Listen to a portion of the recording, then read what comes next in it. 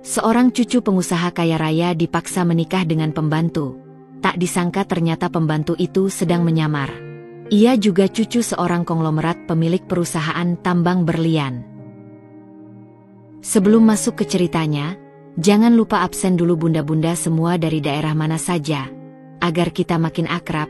Dan bagi bunda yang belum subscriber, jangan lupa untuk klik tombol subscriber agar tidak ketinggalan kisah menarik selanjutnya.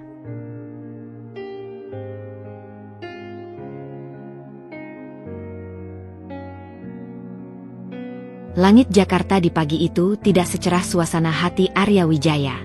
Dari balik jendela penthouse mewahnya di lantai 50, ia menatap deretan gedung pencakar langit yang menjulang angkuh, cermin kekuasaan dan ambisi yang sama seperti nama keluarganya. Usianya baru 28, namun beban dunia seolah sudah bertumpuk di pundaknya. Sebagai pewaris tunggal Wijaya Group, salah satu konglomerasi terbesar di Asia Tenggara dengan bisnis merambah properti, perhotelan, dan media, Arya memang hidup dalam gelimang harta. Namun, kebebasan adalah kemewahan yang tak pernah sepenuhnya ia miliki. Setiap gerak-geriknya diatur, setiap keputusannya diawasi, dan setiap relasinya dipertanyakan. Sejak kecil, ia telah dididik untuk menjadi penerus sempurna. Bersekolah di universitas-universitas terbaik di luar negeri, mengikuti kursus kepemimpinan elit, dan menjalani magang di berbagai anak perusahaan Wijaya Group. Kakeknya, Wijaya Senior, seorang patriark tua dengan sorot mata setajam elang dan wibawa yang tak terbantahkan, adalah arsitek utama dari kesempurnaan ini. Arya tahu kakeknya mencintainya, dengan caranya sendiri yang kaku dan penuh tuntutan. Cinta itu terwujud dalam ekspektasi yang tak berujung, bahwa Arya harus menjadi yang terbaik, tanpa celah, tanpa celah. Pagi itu, aroma kopi hitam pekat yang disiapkan oleh pembantu rumah tangga menusuk indera penciumannya, menambah kelabu suasana hati Arya. Ia duduk di meja makan panjang berlapis marmer, membolak-balik tablet yang menampilkan laporan keuangan terbaru. Angka-angka miliaran rupiah berkelebat di layar, namun pikirannya melayang jauh. Ia memikirkan pesta gala yang akan datang, pertemuan bisnis penting dengan investor dari Timur Tengah, dan deretan wanita sosialita yang selalu mengelilinginya, seolah mereka adalah aksesoris wajib bagi seorang Arya Wijaya. Ia muak dengan semua kepura-puraan itu. "Tuan Arya, sarapan Anda." Suara lembut Bay City, kepala pelayan yang sudah mengabdi puluhan tahun di keluarga Wijaya, memecah keheningan.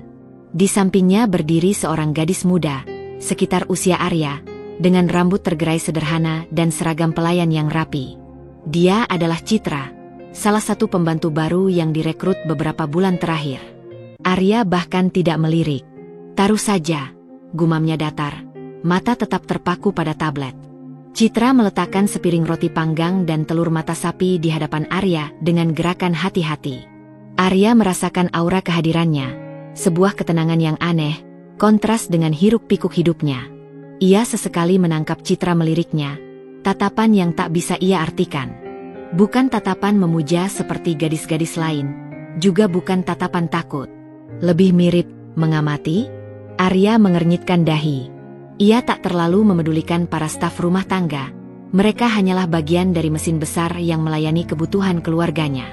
Namun, Citra entah mengapa terasa sedikit berbeda.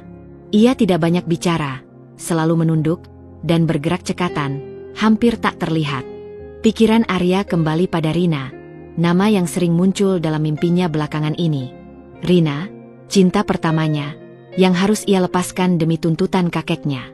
Keputusan itu telah meninggalkan luka dalam, sebuah lubang menganga di hatinya yang tak pernah terisi. Ia tahu, kakeknya punya rencana besar untuk masa depannya, dan Rina tak masuk dalam cetak biru itu. Hidup Arya adalah sebuah penjara emas, di mana setiap jalan telah digariskan, dan setiap pilihan telah ditentukan. Ia adalah boneka sempurna yang bergerak sesuai kehendak sang dalang. Dan ia membenci peran itu. Setelah menyelesaikan sarapannya, Arya bangkit.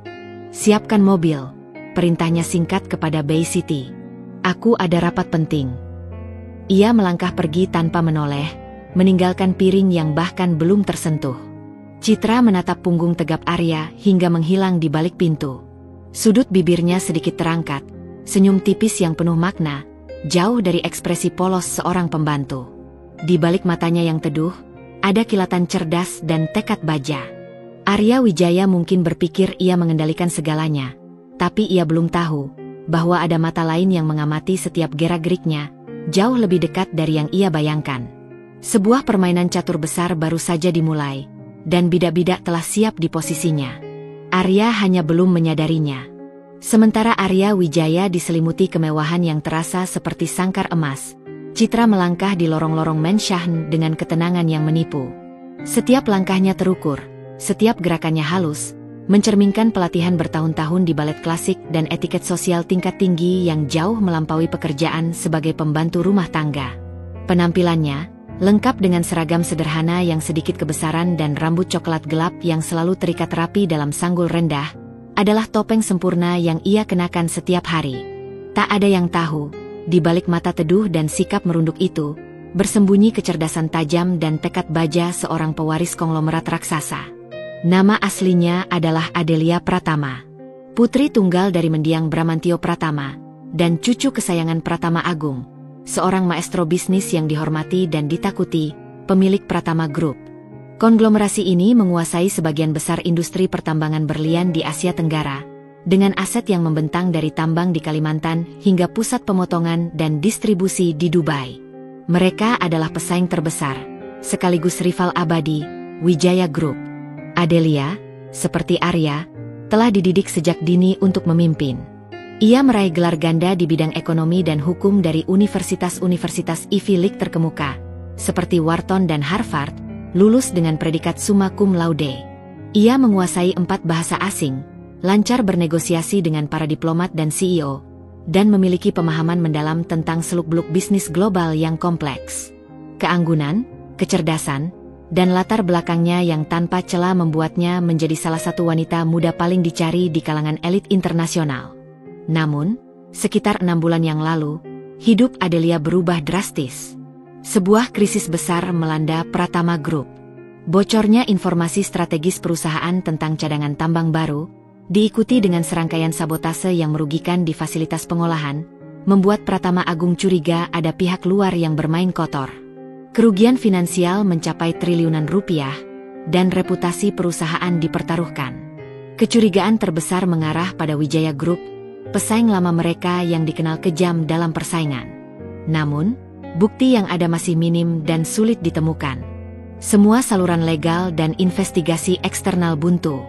Di tengah kebuntuan itu, Pratama Agung, meski sudah sepuh dan terkadang terlihat rapuh, menyusun rencana nekat yang hanya ia bagikan kepada Adelia dan segelintir lingkaran dalamnya yang paling loyal. Ia meminta Adelia untuk melakukan sesuatu yang tak terpikirkan, menyusup ke dalam Wijaya Group, bukan sebagai sosok Adelia Pratama yang dikenal publik, melainkan sebagai orang biasa, tak mencolok, agar bisa mengumpulkan informasi dari dalam. Ini bukan tentang memata-matai, Adelia. Ini tentang mencari kebenaran, kata Pratama Agung saat itu, sorot matanya tajam menusuk. Mereka tidak akan mencurigai seorang pembantu. Kamu harus menjadi mata dan telingaku. Ini adalah satu-satunya cara kita bisa mendapatkan bukti kuat dan menyelamatkan nama Pratama. Awalnya Adelia menolak, merasa itu terlalu berisiko, merendahkan martabatnya sebagai pewaris Pratama. Dan berbahaya. Ia terbiasa dengan fasilitas mewah dan pengawalan ketat. Hidup sebagai pembantu adalah antitesis dari segalanya. Tapi tekad kakeknya, ditambah rasa loyalitas yang membara pada nama besar Pratama dan keinginan kuat untuk membela warisan keluarganya, akhirnya meluluhkan hatinya. Ia tahu, kakeknya tidak akan meminta ini jika bukan karena situasi yang sangat genting. Maka, Citra lahirlah. Dengan identitas palsu yang telah disiapkan secara matang, sertifikat lahir palsu, riwayat pendidikan sederhana, dan latar belakang keluarga dari desa terpencil, Adelia mengikuti pelatihan singkat tentang pekerjaan rumah tangga. Ia belajar bagaimana membersihkan, memasak, dan melayani dengan efisien tanpa menarik perhatian. Ia belajar menunduk, berbicara seperlunya, dan mengamati tanpa terlihat mengamati. Bahkan nada bicaranya pun ia ubah, menjadi lebih lembut dan polos. Ia membatasi aksesnya pada teknologi canggih, hanya menggunakan ponsel sederhana untuk berkomunikasi secara rahasia dengan tim kakeknya yang selalu siaga. Setiap hari di Menshan Wijaya adalah sebuah pertunjukan bagi Adelia. Ia membersihkan lantai marmer yang mengkilap, menyusun bunga di vas-vas kristal mahal, dan menyiapkan sarapan untuk keluarga Wijaya, termasuk Arya. Ia selalu berusaha berada di tempat yang tepat pada waktu yang tepat untuk mendengar desas-desus, potongan percakapan, atau menemukan petunjuk-petunjuk kecil. Ia telah mengamati Arya, pria angkuh yang selalu tampak murung dan seringkali terkesan kasar dengan kata-kata. Namun, di balik topeng arogansi itu, Adelia juga melihat ada sesuatu yang rapuh dan kesepian dalam diri Arya. Sering ia melihat Arya duduk sendiri di perpustakaan besar, membaca buku-buku berat tentang filsafat atau strategi bisnis, atau memandangi potret lama dengan ekspresi sendu yang sulit ia artikan. Adelia mencatat semua itu dalam memorinya, setiap detail kecil, setiap kebiasaan, setiap perubahan suasana hati. Informasi adalah kekuatan, dan ia mengumpulkan semuanya. Malam itu, setelah semua pekerjaan usai dan Menshan mulai hening, Adelia kembali ke kamar kecilnya yang sederhana di bagian belakang Menshan. Kamar itu jauh dari kemewahan kamarnya di rumah Pratama, hanya berisi ranjang single, lemari pakaian usang, dan meja kecil. Namun, di sanalah ia bisa melepas topeng, citra, dan menjadi Adelia Pratama seutuhnya.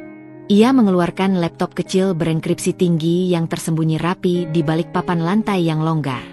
Layar menyala, menampilkan data-data kompleks tentang transaksi mencurigakan Wijaya Group, grafik aliran dana ke perusahaan-perusahaan cangkang di luar negeri, dan daftar nama yang diduga terlibat dalam praktik ilegal. Sambil mengetik dengan cepat, mengorganisir informasi yang ia kumpulkan hari itu, Adelia teringat insiden Arya yang mabuk beberapa malam sebelumnya. Arya meracau nama Rina dan menyebutkan kata-kata penyesalan tentang sebuah kesalahan fatal. Itu adalah petunjuk baru yang penting, sebuah nama yang bisa menjadi kunci. Misi ini sepertinya lebih dari sekadar persaingan bisnis. Ada jaringan intrik yang lebih dalam, melibatkan rahasia pribadi dan mungkin pengkhianatan di balik layar. Adelia tersenyum tipis, senyum yang jarang terlihat saat ia memerankan citra. Semakin rumit, semakin menarik. Ia tidak akan berhenti sampai kebenaran terungkap sepenuhnya. Bahkan jika itu berarti harus berhadapan langsung dengan Arya Wijaya. Ia adalah Adelia Pratama, bukan sekadar pembantu. Dan ia ada di sini untuk sebuah tujuan besar. Suasana sarapan di hari Minggu selalu menjadi ritual sakral di kediaman Wijaya Senior. Meja makan besar, yang terbuat dari kayu jati ukiran Jepara dan dihiasi vas bunga segar, biasanya sunyi dan hanya ditemani gemerincing sendok perak yang beradu dengan piring porselen. Namun, pagi itu, suasana sedikit lebih hidup, diisi oleh obrolan ringan anggota keluarga Wijaya. Arya, ibunya Nyonya Wijaya yang elegan, serta beberapa bibi dan paman yang datang berkunjung dari rumah-rumah mewah mereka di kawasan elit Menteng. Namun, fokus utama tetaplah Wijaya Senior, yang duduk di ujung meja, mengenakan setelan batik sutra mahal, dikelilingi oleh aura kebesaran dan kekuasaan yang tak lekang oleh waktu. Pria tua itu, meski usianya sudah menginjak 80, masih memancarkan energi seorang jenderal yang siap mengatur strategi perang. Setiap kerutan di wajahnya seolah menyimpan rahasia dunia bisnis. Arya menyesap kopi paginya, yang pahitnya seolah mewakili hatinya. Pikirannya sudah melayang ke rapat dewan direksi Senin besok, persaingan sengit dengan Pratama Group di proyek tambang baru, dan berbagai intrik bisnis lainnya. Ia merasa tak nyaman. Pandangan kakeknya seringkali menatapnya tajam, seolah sedang membaca setiap pikirannya, menimbang setiap gerak-geriknya. Arya tahu, ini bukan sekadar sarapan keluarga. Ini adalah panggung kakeknya untuk menyampaikan titah atau membebankan ekspektasi baru yang seringkali di luar batas nalar. Arya, suara berat Wijaya Senior memecah obrolan ringan yang tadinya mengisi ruangan. Nada suaranya mengandung otoritas absolut yang tak bisa dibantah. Seketika, semua mata kini tertuju pada Arya. Udara di ruang makan seolah menipis, digantikan oleh ketegangan yang merayapi. Ada hal penting yang ingin kakek sampaikan. Arya menegakkan duduknya, merasakan jantungnya berdetak sedikit lebih cepat, iramanya tak beraturan. Ia tahu ini bukan kabar biasa. Kakeknya tidak akan pernah membahas hal penting di depan semua keluarga jika itu bukan sesuatu yang monumental. Usiamu sudah cukup matang, 28 tahun, lanjut Wijaya Senior, melipat koran pagi yang baru saja dibacanya, tatapannya lekat pada Arya. Perusahaan ini membutuhkan stabilitas jangka panjang. Dan yang terpenting, garis keturunan Wijaya harus terus berlanjut, dengan ikatan yang kuat dan tak tergoyahkan. Kakek sudah memutuskan. Nyonya Wijaya, Ibu Arya, tersenyum kecil, membetulkan syal sutranya. Ia pasti berpikir ini tentang perjodohan dengan putri salah satu kolega bisnis mereka yang paling berpengaruh, seperti yang sering mereka diskusikan dalam pertemuan pribadi. Para bibi dan paman pun saling melirik, berbisik-bisik, menantikan pengumuman nama wanita dari kalangan atas, seorang sosialita dari keluarga terpandang yang akan menjadi menantu klan Wijaya dan membawa aliansi bisnis baru. Kamu akan menikah. Wijaya senior menghela napas panjang, seolah sedang melakukan pengorbanan besar. Sorot matanya kini tertuju langsung pada Arya, menusuk hingga ke relung jiwanya, dengan citra. Seketika, ruangan itu sunyi senyap, keheningan yang memekakkan telinga. Sendok perak yang dipegang salah satu bibi jatuh ke piring kristal, menimbulkan bunyi nyaring yang memecah keheningan, tetapi tak ada yang berani bersuara. Arya merasa seperti dihantam godam, disambar petir di siang bolong. Wajahnya yang tadinya pias, kini memerah padam karena amarah yang mulai membuncah. Ia mengerutkan dahi, mencoba mencerna ucapan kakeknya yang barusan. Citra? Pembantu itu? Gadis yang setiap pagi menyajikan sarapannya? Ini pasti mimpi buruk. Ia pasti salah dengar. Atau kakeknya sudah gila. Kakek, apa yang kakek katakan? Arya akhirnya berhasil bersuara. Nadanya dipenuhi ketidakpercayaan dan kemarahan yang tertahan. Suaranya bergetar. Kamu tidak salah dengar, Arya. Jawab Wijaya senior dengan tenang. Suaranya tetap datar dan dingin, seolah baru saja mengumumkan cuaca esok hari. Kamu akan menikah dengan Citra, pembantu kita. Keputusan ini sudah final. Reaksi yang muncul dari anggota keluarga lain adalah campuran antara syok, kemarahan, dan ketidakpercayaan yang lebih besar dari Arya. Ibu Arya langsung bangkit dari duduknya. Wajahnya menunjukkan keterkejutan luar biasa, matanya melebar tak percaya. Ayah, apa maksud semua ini? Arya tidak mungkin menikah dengan pembantu. Bagaimana dengan reputasi kita? Bagaimana pandangan kolega-kolega bisnis kita? Ini akan menjadi aib. Suaranya nyaris histeris. Reputasi. Wijaya senior mendengus, mengibaskan tangannya, mengabaikan protes menantunya. Reputasi keluarga Wijaya tidak akan goyah hanya karena ini, Laras. Keputusan ini sudah kakek pertimbangkan matang-matang, dengan segala aspek dan implikasinya. Dan ini sudah final. Tidak ada bantahan. Arya merasa darahnya mendidih, otaknya serasa berasap. Tapi, kakek, dia hanya seorang pembantu. Aku bahkan tidak mengenalnya. Tidak pernah berbicara dengannya lebih dari sekadar perintah. Ini gila. Ini penghinaan. Kakek ingin mempermalukan aku. Ia tak bisa menyembunyikan rasa jijiknya. Ini adalah puncak dari semua paksaan yang selama ini ia rasakan sepanjang hidupnya. Menikah dengan seseorang yang bukan dari kelasnya, seseorang yang bahkan tak pernah ia anggap ada, adalah penghinaan terbesar yang bisa ia terima. Ia merasa seperti pion yang sedang dikorbankan dalam permainan catur kakeknya. Gila atau tidak, keputusan ini demi kebaikanmu dan kelangsungan perusahaan. Tegas Wijaya senior, nada suaranya tak terbantahkan, setiap kata terucap dengan penekanan yang mutlak. Dia pilihan terbaik, Arya, meski kamu belum melihatnya. Kakek tahu apa yang kakek lakukan. Tangan Arya mengepal erat di bawah meja, kukunya menancap di telapak tangannya. Ia ingin berteriak, menghancurkan meja itu, menentang kakeknya habis-habisan. Tapi ia tahu, kakeknya tidak akan main-main. Ia telah melihat bagaimana kakeknya menyingkirkan orang-orang yang berani menentangnya, bahkan dari dalam keluarga sendiri. Paman Hendra, yang mencoba mengambil alih dewan direksi, tiba-tiba kehilangan semua asetnya. Bibi Ratna, yang berani mengkritik keputusan kakek, tiba-tiba semua usahanya bangkrut. Jika kamu menolak, Arya, kata Wijaya senior pelan, suaranya kini lebih berbahaya dari suara keras, maka kamu boleh lari dari tanggung jawabmu. Silakan. Tapi ingat, semua aksesmu ke perusahaan akan kakek cabut. Semua aset pribadi yang berasal dari keluarga akan kakek sita. Kartu kreditmu akan diblokir. mobilmu ditarik, dan rumah ini bukan lagi tempat tinggalmu. Kamu akan memulai dari nol, Arya, tanpa nama Wijaya di belakangmu. Kamu akan menjadi pecundang yang tidak punya apa-apa. Ancaman itu menghantam Arya telak, bagaikan pisau yang menancap tepat di jantungnya. Ia tahu kakeknya tidak main-main. Arya Wijaya tanpa nama Wijaya adalah bukan siapa-siapa. Semua yang ia miliki, semua statusnya, semua kehormatannya, berasal dari nama besar itu.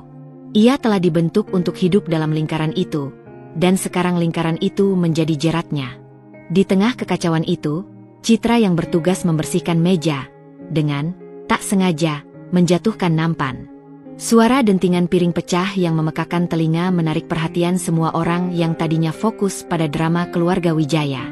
Adelia, dalam peran Citranya, segera menunduk. Wajahnya terlihat pucat karena terkejut dan malu. Ia bergegas membereskan pecahan piring, seolah ingin menghindari tatapan semua orang. Namun, di balik kerudung wajah yang tertunduk dan ekspresi polos itu, bibirnya nyaris melengkung menjadi senyum tipis yang tak terbaca, matanya berkilat penuh kemenangan.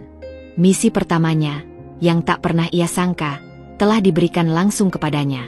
Ini adalah kejutan yang sempurna, sebuah pintu masuk yang lebih dalam dan tak terduga dari yang ia bayangkan.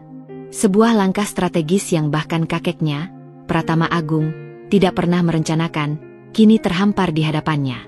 "Maaf, Tuan, Nyonya," ucap Citra pelan, suaranya bergetar seolah dipenuhi rasa bersalah.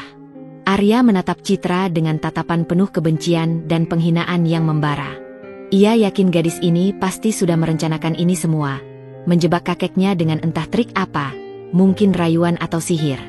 Arya bersumpah dalam hatinya, ia akan membuat hidup Citra neraka setelah pernikahan ini. Ia akan membalas semua penghinaan yang ia rasakan.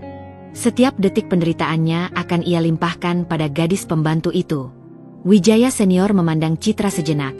Tatapannya sekilas memancarkan sesuatu yang tak terdefinisikan. Bukan amarah karena piring pecah, melainkan semacam kepuasan. Lalu, ia kembali menatap Arya. "Pernikahan akan dilaksanakan 2 minggu lagi," ujarnya, mengabaikan semua protes dan bisikan yang memenuhi ruangan. "Siapkan semuanya. Kalian berdua akan menikah." Arya hanya bisa mengepalkan tangannya, merasakan kemarahan dan frustrasi yang meluap-luap. Ia terperangkap. Sebuah sandiwara gila baru saja dimulai, sebuah drama rumah tangga yang ironis, dan ia dipaksa menjadi aktor utamanya, terikat pada sebuah peran yang tak pernah ia inginkan.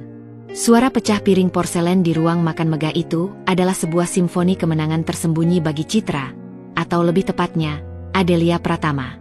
Detik-detik setelah Wijaya senior menjatuhkan titah yang menggemparkan, Adelia, dengan sigap dan wajah tertunduk, mulai membersihkan pecahan keramik. Tangannya bergerak cekatan, namun pikirannya melayang jauh, mengamati setiap reaksi dengan detail yang tajam. Ia mencatat kemarahan yang membara di mata Arya, tatapan histeris yang bercampur jijik dari Nyonya Wijaya, dan ekspresi kaku namun penuh perhitungan dari Wijaya senior. Bagi mata awam, ia hanyalah pembantu yang kikuk dan ketakutan karena insiden kecil. Namun di balik topeng kepolosan itu, otaknya bekerja dengan kecepatan luar biasa, menyusun strategi baru. Adelia, sang pewaris tunggal Pratama Group, tahu persis apa yang baru saja terjadi. Ini adalah sebuah anomali, sebuah peluang tak terduga yang jauh melampaui rencana awal yang telah ia susun bersama kakeknya. Misinya adalah menyusup, mengumpulkan data sensitif, dan mencari bukti konkret atas dugaan praktik kotor Wijaya Group. Menjadi istri dari target utamanya, Arya Wijaya, adalah sebuah jackpot yang tak pernah ia antisipasi, sebuah kesempatan emas yang jatuh begitu saja ke pangkuannya. Perintah Wijaya senior untuk menikahkan Arya dengan dirinya, seorang pembantu, adalah hal yang gila di mata keluarga Wijaya yang menjunjung tinggi status sosial. Tapi bagi Adelia, itu adalah undangan langsung ke inti permasalahan. Sebuah gerbang menuju rahasia paling gelap dan tersembunyi yang mungkin disembunyikan keluarga itu. Setelah insiden sarapan yang menghebohkan itu, Adelia segera mencari waktu luang. Dengan dalih membereskan area dapur, ia menyelinap ke kamar kecilnya di bagian belakang Menshan. Ia mengunci pintu dengan hati-hati, memastikan tidak ada yang menguping. Jantungnya berdebar kencang, bukan karena ketakutan, melainkan karena lonjakan adrenalin dan antisipasi yang luar biasa. Ini adalah momen krusial. Ia mengeluarkan ponsel sederhana yang ia gunakan untuk berkomunikasi dengan dunia luar. Sebenarnya sebuah perangkat komunikasi canggih yang dimodifikasi agar terlihat kuno, dan menekan serangkaian angka yang hanya diketahui oleh lingkaran terbatas Pratama Agung.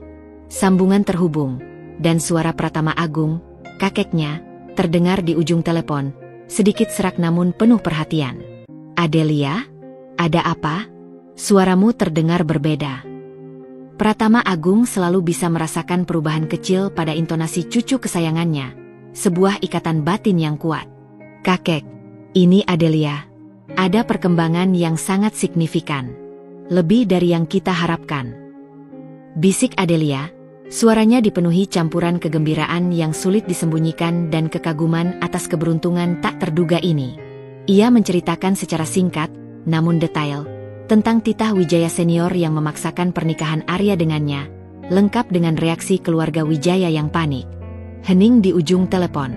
Adelia tahu kakeknya sedang memproses informasi yang mengejutkan ini, menganalisis setiap kemungkinan dan implikasinya.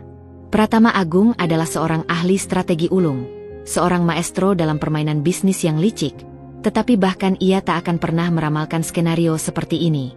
"Menikah dengan Arya Wijaya, kau bilang? Seorang pembantu? Itu di luar dugaan, Adelia. Apakah kau yakin ini bukan jebakan?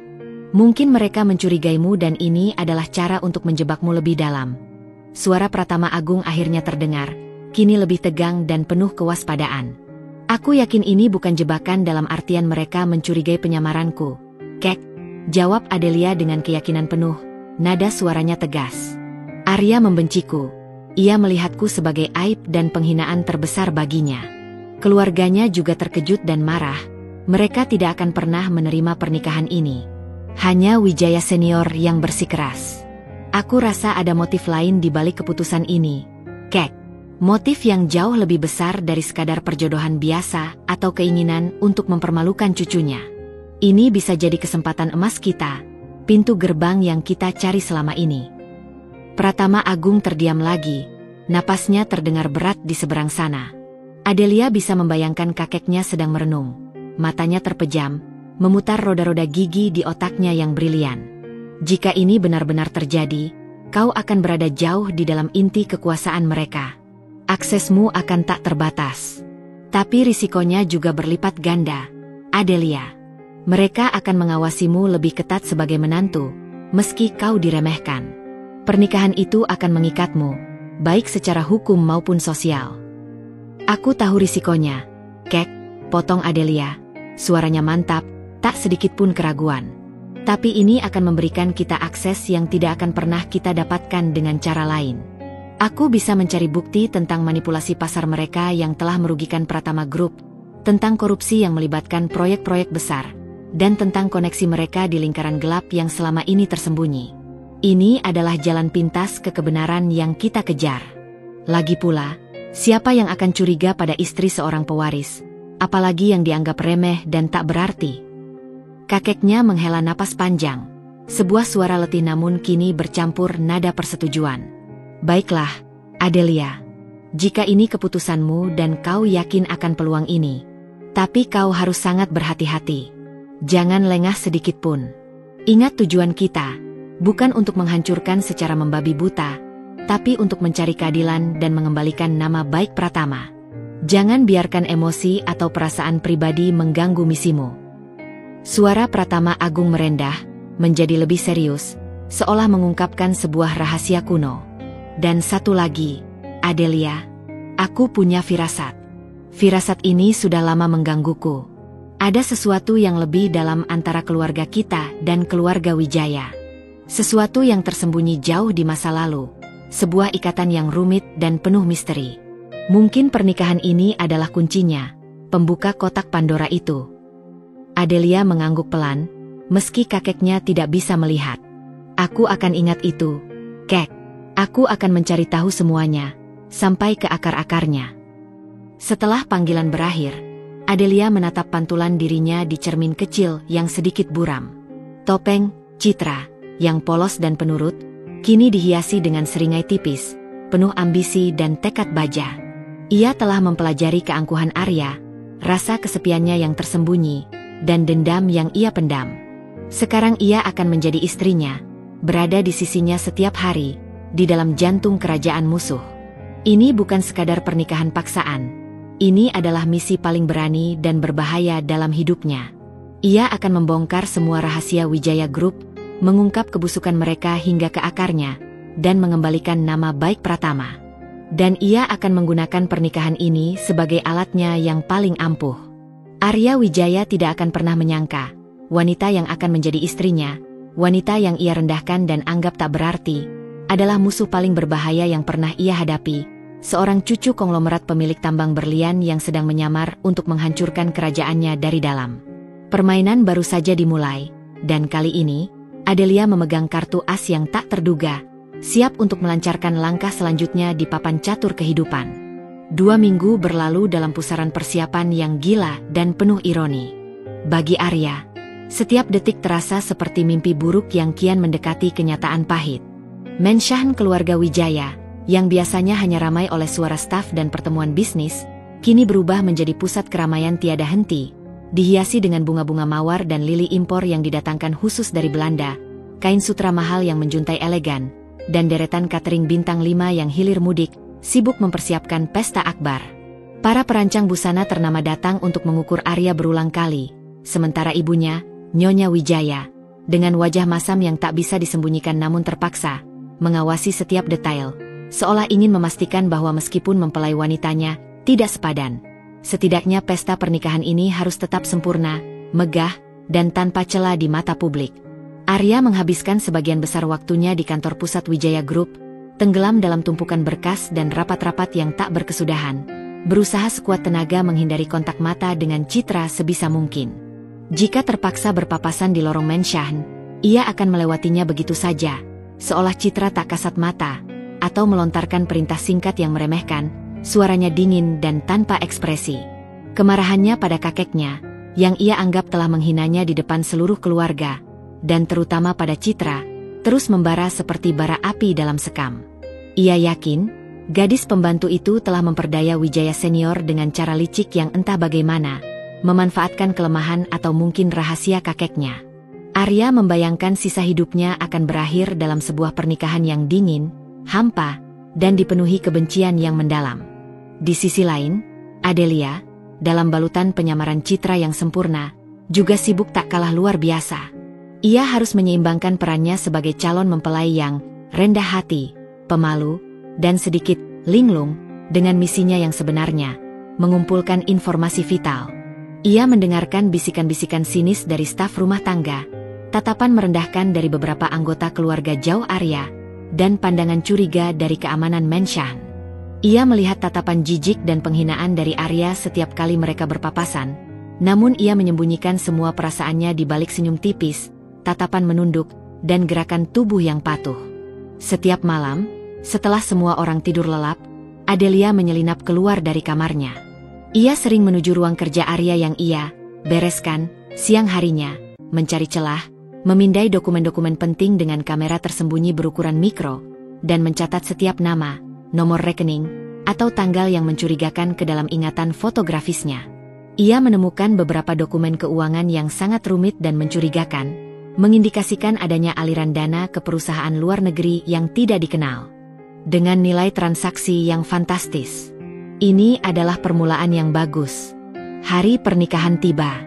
Sebuah gereja katedral megah di pusat kota Jakarta, yang menjadi langganan para konglomerat dan keluarga terpandang, dipenuhi karangan bunga mawar putih dan lili Casablanca yang beraroma semerbak, serta lilin-lilin tinggi yang berbinar hangat. Ratusan tamu undangan, mulai dari pejabat tinggi negara, pengusaha multinasional, hingga selebriti papan atas, memenuhi deretan bangku gereja yang dilapisi kain beludru merah.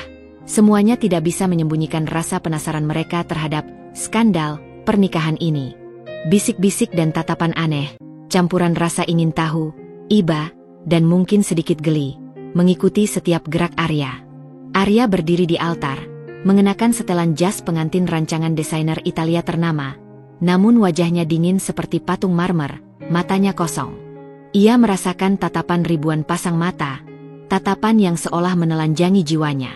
Ia membayangkan Rina, bayangan masa lalu yang tak pernah bisa ia lepaskan, yang seharusnya berdiri di sampingnya saat ini. Rasanya seperti pengkhianatan terbesar terhadap dirinya sendiri dan cinta yang pernah ia miliki. Pintu gereja perlahan terbuka, diiringi alunan musik orkestra yang megah.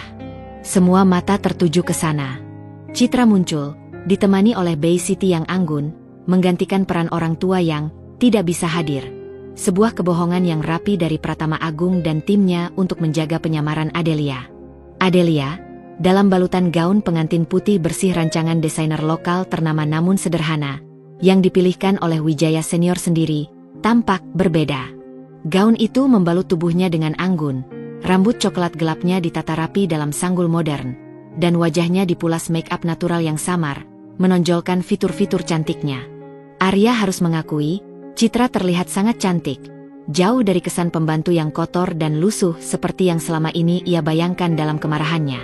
Namun, kecantikan itu sama sekali tidak meluluhkan kebencian dan rasa jijiknya. Saat Citra berjalan perlahan dan anggun menuju altar, tatapannya yang teduh bertemu dengan Arya. Untuk sesaat, topeng kepolosan di wajah Adelia sedikit retak. Ada kilatan tekad baja, sebuah ekspresi yang nyaris seperti tantangan, di mata teduhnya. Arya menangkap kilatan itu, dan amarahnya semakin memuncak. Gadis ini bukan sembarang pembantu.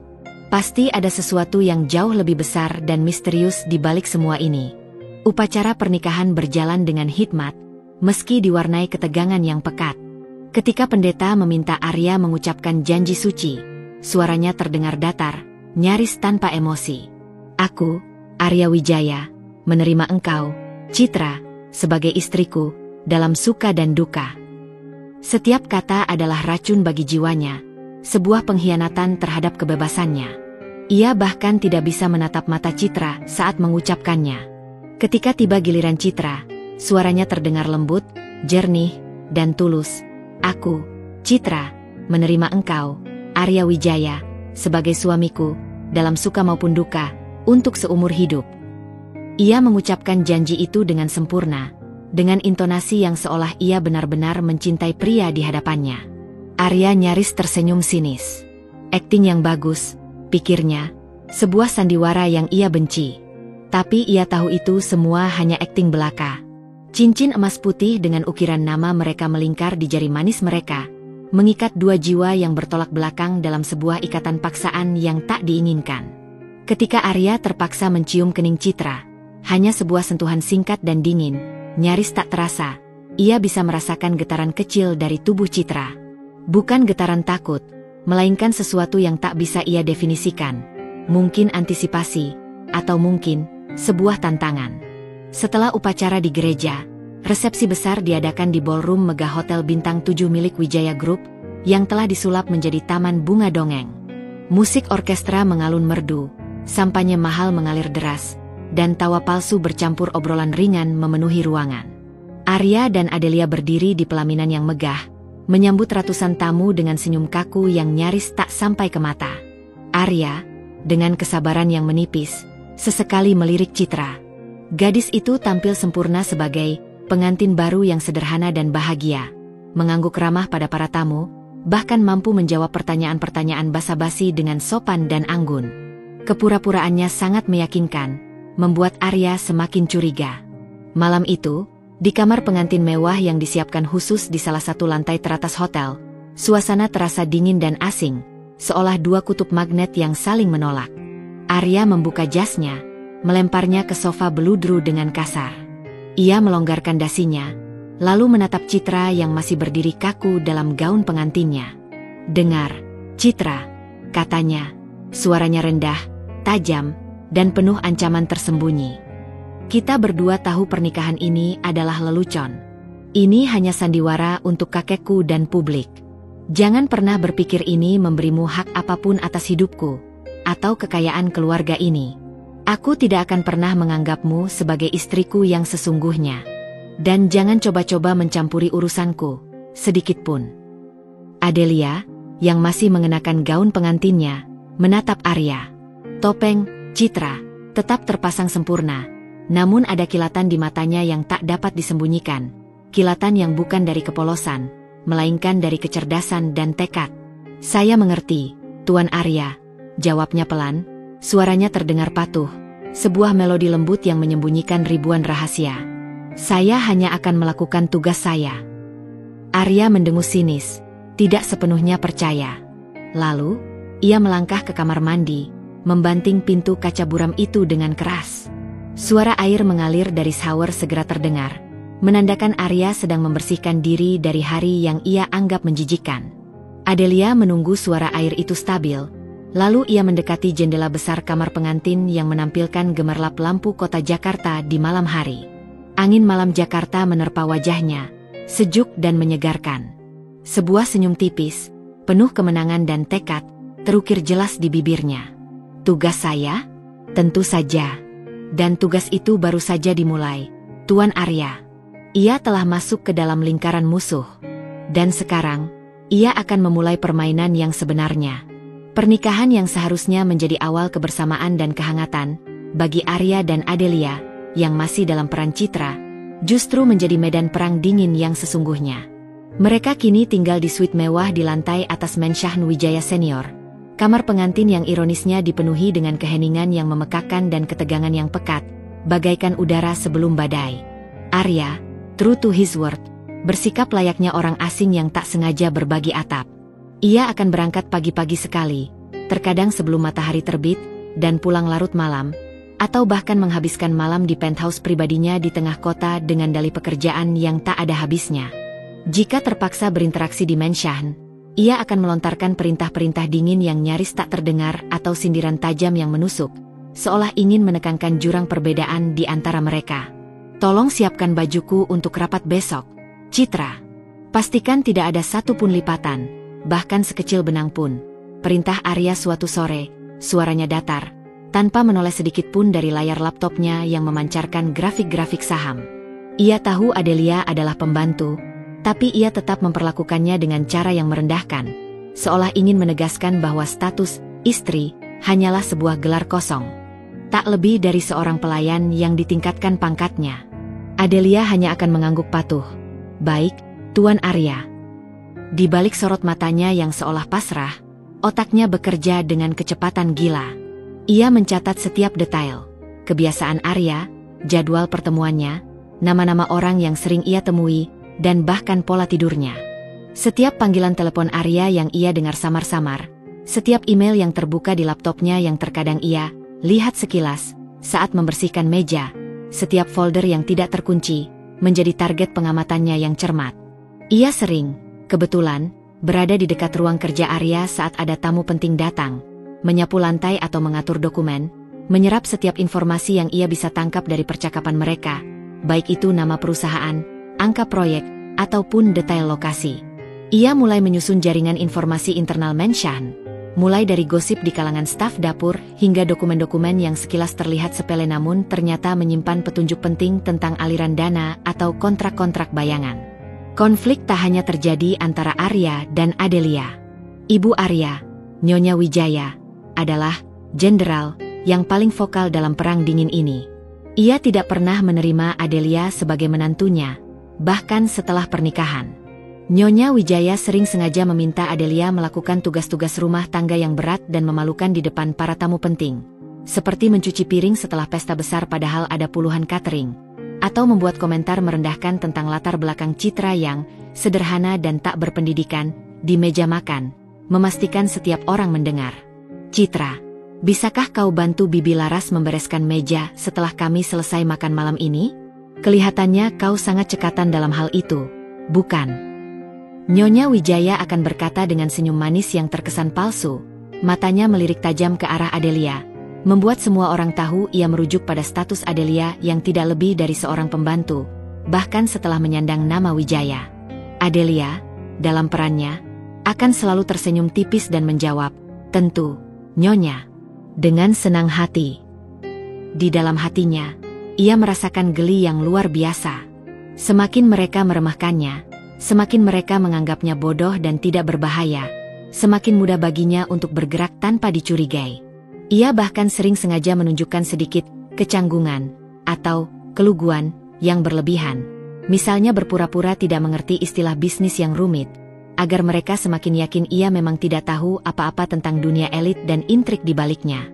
Meskipun begitu, ada satu hal yang membuat Adelia bingung dan terus-menerus menjadi teka-teki, sikap Wijaya senior. Sang kakek tidak menunjukkan tanda-tanda penyesalan atas keputusannya. Ia bahkan sering memanggil Adelia untuk menemaninya minum teh sore di Taman Menshan, menanyakan kabarnya dengan nada tulus, atau membahas hal-hal ringan seputar rumah dan bisnis secara samar. Adelia menggunakan momen-momen ini untuk mendapatkan wawasan lebih dalam tentang kepribadian Wijaya senior, mencoba memahami motif sebenarnya di balik pernikahan paksa ini. Ia merasakan aura kebijaksanaan yang dalam dari kakek Arya, seolah ada sesuatu yang jauh lebih besar dan lebih tersembunyi yang sedang ia rencanakan. Sebuah rencana yang melampaui pemahaman Arya dan Nyonya Wijaya. Wijaya senior bahkan pernah memberinya sebuah buku filsafat kuno yang tebal, berjudul Strategi Perang Sun Tzu, mengatakan dengan suara pelan namun penuh makna, "Bacalah, Citra. Pikiranmu lebih tajam dari yang orang kira. Kamu mungkin bisa menemukan banyak pelajaran di dalamnya." Kata-kata itu membuat Adelia terkejut dan waspada. Apakah Wijaya senior tahu sesuatu tentang dirinya? Atau apakah ini hanya sebuah tes? Di tengah semua intrik dan sandiwara yang ia mainkan, Adelia berhasil menemukan beberapa file mencurigakan di komputer ruang kerja Arya yang secara tidak sengaja ia lihat saat membersihkan meja. File-file itu tersembunyi dengan baik di folder terenkripsi, berisi korespondensi email dengan perusahaan-perusahaan di luar negeri yang terdaftar di tax haven, membahas proyek rahasia dengan kode-kode aneh dan dana yang disalurkan dalam jumlah fantastis. Ini adalah bagian dari jigsaw puzzle yang selama ini ia cari, bukti awal yang menghubungkan Wijaya Group dengan praktik-praktik ilegal. Ia mulai menyusun potongan-potongan kecil informasi ini, merangkainya dengan data yang ia dapatkan dari Pratama Group, membentuk gambaran besar yang mengerikan. Suatu malam, Adelia melihat Arya kembali ke kamar dalam keadaan mabuk berat, lebih parah dari sebelumnya. Kali ini, Arya tidak hanya meracau nama Rina, melainkan memegang sebuah foto lama yang sudah lusuh, gambar seorang wanita muda berambut panjang yang tersenyum manis, dan bergumam pilu, "Maafkan aku, Rina. Maafkan aku karena tidak bisa menyelamatkanmu. Aku tidak bisa." Arya menangis dalam tidurnya. Sebuah sisi rapuh yang membuat Adelia sedikit terkejut dan merasakan secuil rasa iba. Ia menyadari bahwa di balik keangkuhan dan kemarahan Arya, ada beban emosional yang sangat besar, sebuah trauma yang belum sembuh. Ia tidak lantas bersimpati sepenuhnya, tetapi ia mencatatnya sebagai informasi penting. Luka lama, masa lalu.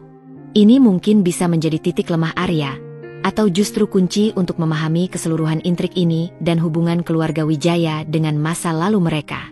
Pernikahan tanpa cinta ini mungkin dingin dan penuh kepalsuan di permukaannya. Namun di balik dinding Menshan yang mewah, sebuah perang informasi dan rahasia sedang berkecamuk hebat. Arya dan Adelia, dua bidak utama dalam permainan ini, saling berhadapan, masing-masing dengan agenda tersembunyi yang saling bertabrakan. Mereka tidak menyadari, benang-benang takdir sudah lama terjalin, jauh sebelum mereka dipaksa mengucapkan janji suci di altar. Dan setiap langkah yang mereka ambil kini, akan semakin mendekatkan mereka pada kebenaran yang mungkin terlalu pahit untuk diterima. Minggu-minggu berubah menjadi bulan, dan peran Adelia sebagai Citra semakin menyatu dalam kesehariannya di Menshan Wijaya. Ia telah berhasil membangun Citra sebagai menantu yang patuh, sederhana, dan tidak banyak menuntut. Persis seperti yang diinginkan Nyonya Wijaya dan anggota keluarga lain yang meremehkannya. Mereka menganggap Citra sebagai boneka yang mudah diatur, pengantin yang didapat dari kelas bawah, yang tak akan pernah berani membangkang.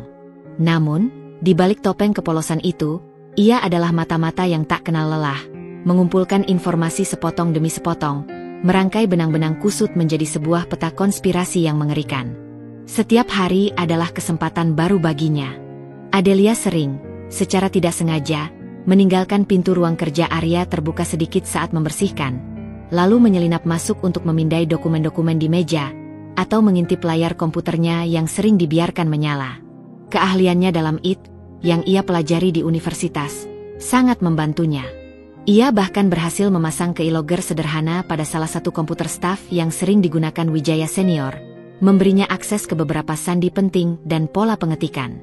Informasi yang ia kumpulkan semakin jelas menunjukkan adanya aliran dana gelap yang sangat besar, mengarah ke sebuah perusahaan fiktif bernama Solaris Holdings, yang terdaftar di Kepulauan Virgin Britania Raya, sebuah tax haven terkenal.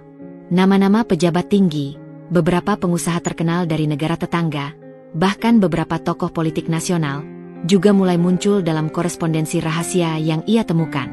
Skalanya jauh lebih besar dari yang ia bayangkan sebelumnya. Wijaya Senior, di sisi lain, terus menunjukkan perhatian yang tidak biasa kepada Adelia. Sikap ini kontras dengan perlakuan dingin dari anggota keluarga lainnya. Sang kakek sering memintanya menemaninya bermain catur di taman belakang, atau sekadar berbincang tentang buku-buku filsafat kuno yang ia berikan sebelumnya. Wijaya Senior seolah menguji kedalaman pikirannya, melemparkan pertanyaan-pertanyaan filosofis yang Adelia, sebagai citra yang polos, harus pura-pura tidak mengerti. Dalam salah satu percakapan yang Adelia anggap sebagai interogasi terselubung, Wijaya Senior tiba-tiba bertanya, "Citra, apakah kau tahu tentang persaingan lama antara keluarga Wijaya dan Pratama?" Adelia nyaris terkesiap. Jantungnya berpacu kencang di balik dadanya. Ia harus menahan diri agar tidak menunjukkan reaksi berlebihan, menjaga ekspresi wajahnya tetap tenang. Saya hanya pernah mendengar selentingan, Tuan," jawab Adelia, menunduk sopan, mengarahkan pandangannya pada bidak catur di tangannya. "Kakek saya dulu sering menyebut nama Pratama. Katanya mereka perusahaan besar yang disegani." Wijaya Senior tersenyum tipis, senyum yang sulit diartikan, seolah tahu lebih dari yang ia tunjukkan. "Dulu, Pratama Agung adalah sahabat baik kakek. Kami membangun bisnis bersama dari nol, dari sebuah impian kecil hingga menjadi dua raksasa seperti sekarang. Tapi kemudian, ada kesalahpahaman besar. Sebuah intrik yang memisahkan kami. Sayang sekali." Tatapannya menerawang jauh, seolah melihat kembali masa lalu yang penuh penyesalan. Kata-kata itu semakin memperkuat dugaan Adelia tentang adanya rahasia yang lebih dalam di balik konflik kedua keluarga, sebuah sejarah yang belum terungkap sepenuhnya. Ini bukan hanya persaingan bisnis biasa, melainkan sebuah dendam lama yang mengakar. Sementara itu, kecurigaan Arya terhadap Citra semakin berkembang, meskipun ia tidak bisa membuktikan apa-apa. Nalurinya sebagai seorang pengusaha yang terbiasa dengan intrik bisnis memberitahunya ada sesuatu yang janggal dari gadis itu. Kadang-kadang, ia menangkap ekspresi cerdas dan perhitungan di mata Citra yang cepat menghilang, tergantikan oleh tatapan polos dan merunduk. Atau, respons yang terlalu matang dan logis untuk seorang yang tidak berpendidikan. Ia mulai diam-diam mengamati Citra. Ia memperhatikan bagaimana Citra sesekali melirik ke arah dokumen di meja kerjanya, atau bagaimana ia selalu berada di dekatnya saat ia melakukan panggilan telepon penting atau menerima tamu bisnis rahasia. Arya merasa ada aura yang sangat berbeda dari Citra dibandingkan pembantu lain di Mansion, seolah ada lapisan tipis yang menutupi jati diri aslinya. Suatu malam, Arya pulang lebih awal dari biasanya. Ia merasa lelah, namun pikiran bisnis terus berkecamuk. Saat melewati ruang kerja pribadinya, ia melihat celah cahaya dari bawah pintu dan samar-samar mendengar suara ketikan keyboard. Lampu masih menyala. Ia mengernyitkan dahi. Jam sudah menunjukkan tengah malam. Siapa yang ada di sana? Ia mengintip melalui celah pintu yang sedikit terbuka dan terkejut melihat Citra duduk di depan komputernya, mengetik sesuatu dengan kecepatan luar biasa. Jari-jarinya menari di atas keyboard seperti seorang profesional. Arya tahu, pembantu? Di komputernya? Itu sangat tidak masuk akal, bahkan cenderung mencurigakan. Ia membuka pintu, menimbulkan bunyi derit kecil yang memecah keheningan malam. Adelia, yang sedang fokus pada layar yang menampilkan diagram-diagram kompleks, langsung menoleh, wajahnya pucat pasi karena terkejut. Matanya membelalak. Ia segera menutup laptopnya dengan cepat, seolah menyembunyikan sesuatu yang sangat rahasia, dan berdiri dengan gugup.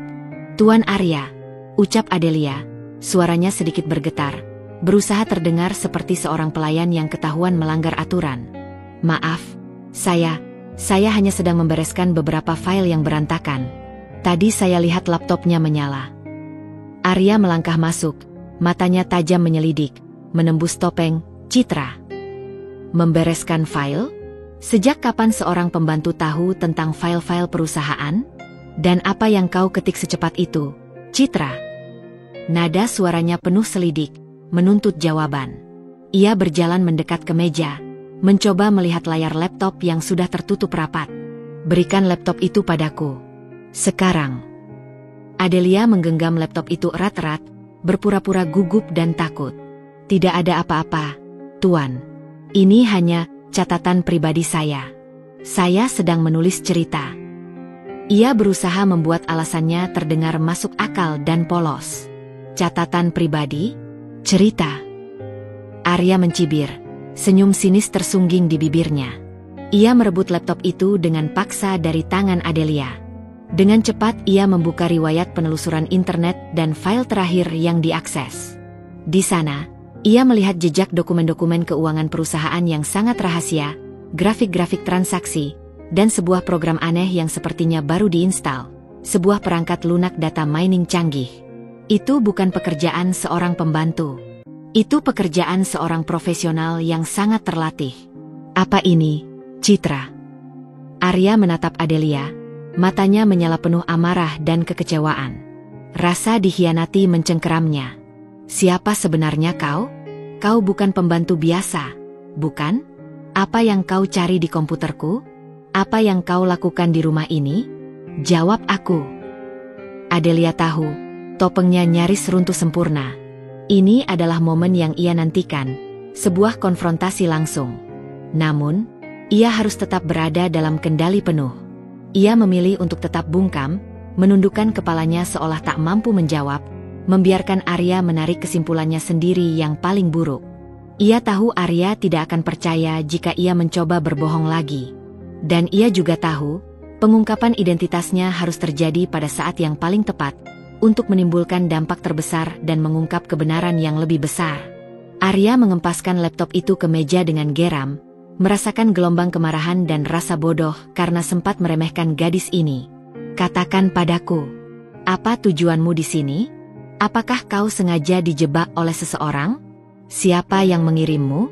Apakah ini bagian dari rencana untuk menjatuhkan Wijaya Group? Jawab aku, Citra. Desaknya, suaranya naik 1 oktav, menggema di ruangan itu. Adelia tetap diam, namun sorot matanya yang kini bertemu dengan Arya tidak lagi polos. Kali ini, tatapannya penuh perhitungan, sedikit dingin, dan memancarkan sebuah ancaman tersembunyi. Perang dingin telah berubah menjadi sebuah benturan langsung yang tak terhindarkan. Kecurigaan telah mencapai puncaknya, dan tak lama lagi, kebenaran pahit akan terkuak, menghancurkan fondasi pernikahan palsu mereka. Konfrontasi di ruang kerja Arya, meski singkat dan penuh ketegangan, meninggalkan bekas luka yang dalam, bukan hanya bagi Arya yang merasa dikhianati, tapi juga memicu perubahan strategi esensial bagi Adelia. Ketegangan di Menshahen kini seperti udara yang bisa dipotong dengan pisau, terasa pekat dan menyesakan. Arya menghindari Adelia sepenuhnya, tidak lagi mengeluarkan perintah atau sindiran. Ia hanya akan menatap Adelia dengan sorot mata dingin yang penuh kemarahan dan pengkhianatan setiap kali mereka berpapasan, seolah Adelia adalah wujud dari semua mimpi buruknya. Nyonya Wijaya, yang nalurinya sebagai ibu mengatakan ada sesuatu yang tidak beres dengan menantu barunya ini, ikut melancarkan serangan yang lebih intens, memberikan pekerjaan-pekerjaan rumah tangga yang lebih sulit dan menuntut, seolah menguji kesabaran dan batas daya tahan Adelia. Namun, kejadian itu justru membuka jalan baru yang tak terduga bagi Adelia. Karena Arya kini menghindarinya dan memilih untuk tidak melapor kepada Wijaya Senior, terlalu bangga untuk mengakui bahwa ia telah dibodohi oleh seorang pembantu, Adelia mendapatkan lebih banyak kebebasan untuk bergerak di dalam Menshahen. Arya tidak akan mencurigai pergerakannya lagi, karena ia mengira Adelia hanya akan bersembunyi. Adelia memanfaatkan kelonggaran ini dengan cerdik. Ia mulai menyelidiki lebih dalam tentang Rina, nama yang sering Arya sebut dalam keadaan mabuk, dan wanita yang fotonya ia tangisi dengan pilu. Dengan memanfaatkan akses yang ia miliki dari hasil keylogger yang terpasang rapi, dan informasi yang ia kumpulkan dari percakapan staf rumah tangga yang gemar bergosip, Adelia menemukan arsip berita lama. Rina adalah tunangan Arya, seorang seniman muda yang berbakat dan ceria, yang meninggal dalam sebuah kecelakaan mobil tragis 3 tahun lalu. Artikel-artikel itu menyebutkan bahwa Arya adalah pengemudi mobil saat kecelakaan itu terjadi, dan ia selamat tanpa luka. Namun, ada kejanggalan dalam laporan polisi resmi yang mencurigakan. Terlalu banyak detail yang diabaikan, terlalu cepat kasus itu ditutup, dan seolah ada pihak yang berusaha menutupi jejak. Penemuan ini mengubah pandangan Adelia terhadap Arya secara drastis. Ia bukan hanya pria arogan dan sombong yang ia kenal, tapi seorang pria yang terluka parah dan memendam penyesalan mendalam. Ada lapisan kerentanan dan penderitaan yang tersembunyi di balik benteng keangkuhannya. Adelia mulai menyadari bahwa Arya juga adalah korban dalam skema yang lebih besar ini. Mungkin korban dari intrik yang sama yang merugikan keluarganya sendiri. Ini adalah sepercik cahaya di tengah badai misinya yang dingin. Sebuah pengingat bahwa tidak semua orang di keluarga Wijaya adalah musuh bebuyutan. Arya, dalam beberapa hal, mungkin adalah sekutunya yang tak disadari. Meskipun misinya untuk Pratama Group tetap menjadi prioritas utama, rasa penasaran Adelia terhadap Rina dan detail kecelakaan itu tumbuh tak terbendung. Ia memutuskan untuk menyelidiki lebih jauh, mencari laporan medis yang lebih lengkap, hasil otopsi, dan rekaman CCTV dari lokasi kejadian yang mungkin disembunyikan. Ia menemukan bahwa kecelakaan itu terjadi sesaat setelah Rina dan Arya bertengkar hebat karena Rina menentang rencana Wijaya Senior yang ingin Arya menikahi putri rekan bisnisnya untuk sebuah kesepakatan besar. Arya saat itu memilih untuk patuh pada kakeknya demi masa depan bisnis, yang menyebabkan pertengkaran hebat dan Rina pergi dengan marah. Ini adalah beban penyesalan yang terus menghantuinya. Di tengah pencariannya yang semakin mendalam, Adelia mendapatkan informasi penting yang sangat krusial. Ia menemukan sebuah hard drive eksternal yang tersembunyi dengan cerdik di balik panel kayu di dalam brankas pribadi Wijaya Senior. Saat ia membersihkan ruang kerjanya yang luas. Hard drive itu berisi data-data keuangan yang sangat terenkripsi, beberapa folder berisi korespondensi bisnis dalam bahasa asing yang rumit, dan sebuah folder mencurigakan bernama Kasus Rina. Adelia berhasil menyalin isinya ke perangkat penyimpanannya yang terenkripsi, meskipun ia belum bisa mendekripsinya sepenuhnya saat itu.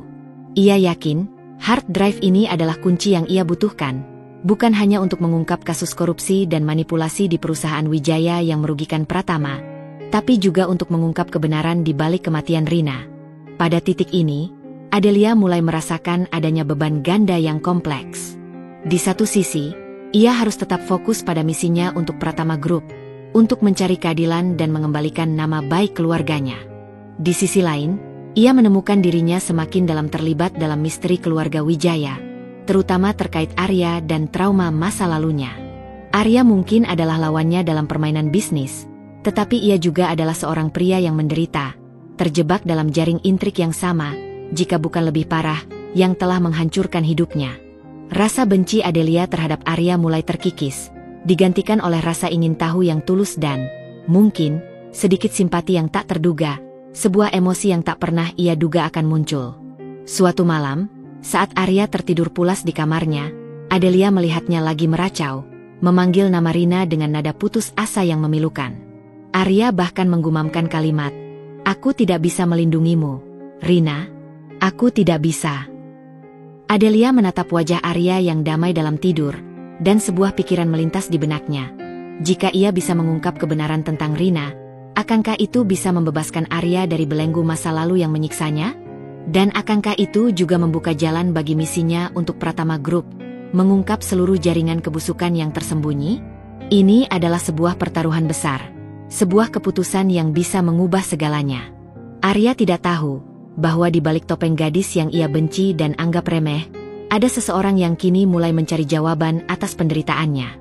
Seseorang yang terikat padanya dalam sebuah pernikahan palsu, namun semakin dalam terjerat dalam misteri hidupnya, dan mungkin, tanpa ia sadari, menjadi satu-satunya harapan untuk menemukan kebenaran.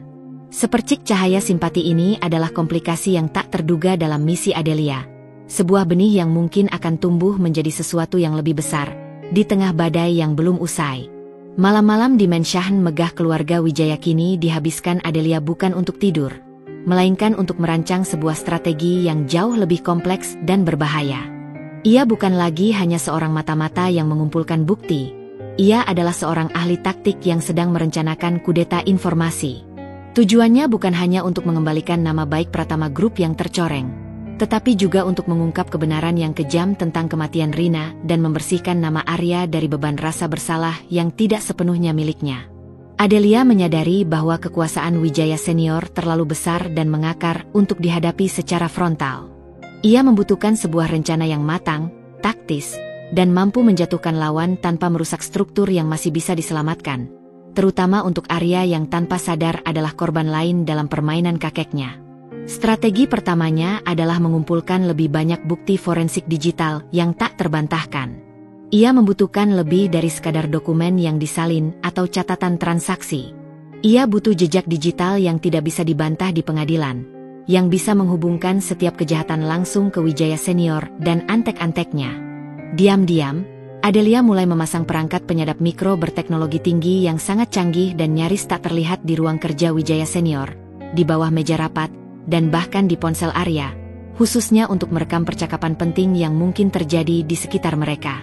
Ia bahkan berhasil memasang perangkat lunak pelacak pada sistem keuangan Wijaya Group yang terhubung langsung ke rekening offshore Solaris Holdings, untuk memantau aliran dananya secara real-time, setiap transfer, setiap pencairan. Ia juga melacak server-server yang digunakan untuk menyembunyikan data. Ini adalah pekerjaan yang sangat berisiko, membutuhkan ketepatan dan keberanian. Strategi kedua adalah memanfaatkan statusnya sebagai istri Arya. Selama ini ia diremehkan, dianggap tak lebih dari pajangan atau pembantu yang beruntung. Namun sekarang ia akan menggunakan keremehan itu sebagai senjatanya yang paling ampuh. Ia akan memulai interaksi yang lebih sering dengan Wijaya Senior, pura-pura tertarik pada sejarah keluarga atau bisnis lama, dengan alasan ia ingin memahami lebih dalam dunia barunya. Ini adalah upaya tersembunyi untuk mendapatkan kepercayaan sang kakek, untuk melihat apakah ada celah emosional atau informasi yang bisa ia manfaatkan dari bibir Wijaya Senior sendiri. Ia juga akan mulai mendekati Arya, bukan dengan simpati terbuka yang bisa membuatnya curiga, melainkan dengan pertanyaan-pertanyaan samar yang memancing, perlahan-lahan mengikis pertahanan dan kemarahan Arya yang dingin. Tuan Arya, Adelia pernah memulai suatu pagi, saat ia menyiapkan kopi kesukaan Arya dengan busa tebal. Saya membaca berita lama tentang proyek pertambangan keluarga kita. Sangat besar dan rumit, ya? Apakah sulit mengelola bisnis sebesar itu sendirian, terutama dengan persaingan ketat? Ia sengaja menggunakan kata, kita, untuk melihat reaksinya, sebuah pancingan kecil. Arya mendengus sinis, bukan urusanmu. Dan jangan pernah menggunakan kata, kita, untuk menyebut bisnis keluarga ini. Kamu tidak tahu apa-apa tentang itu. Ia masih memancarkan aura dingin yang menusuk, tapi Adelia merasakan sedikit kegoyahan.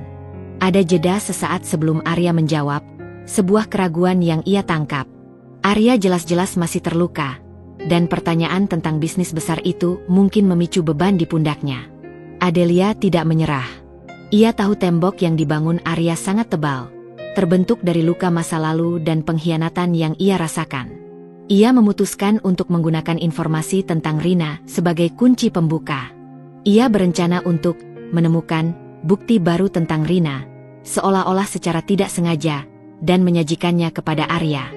Tujuannya bukan untuk membuat Arya percaya padanya, belum saatnya, melainkan untuk memicu Arya agar melakukan penyelidikannya sendiri, menggali lebih dalam, dan akhirnya menemukan kebenaran yang selama ini ditutupi kakeknya.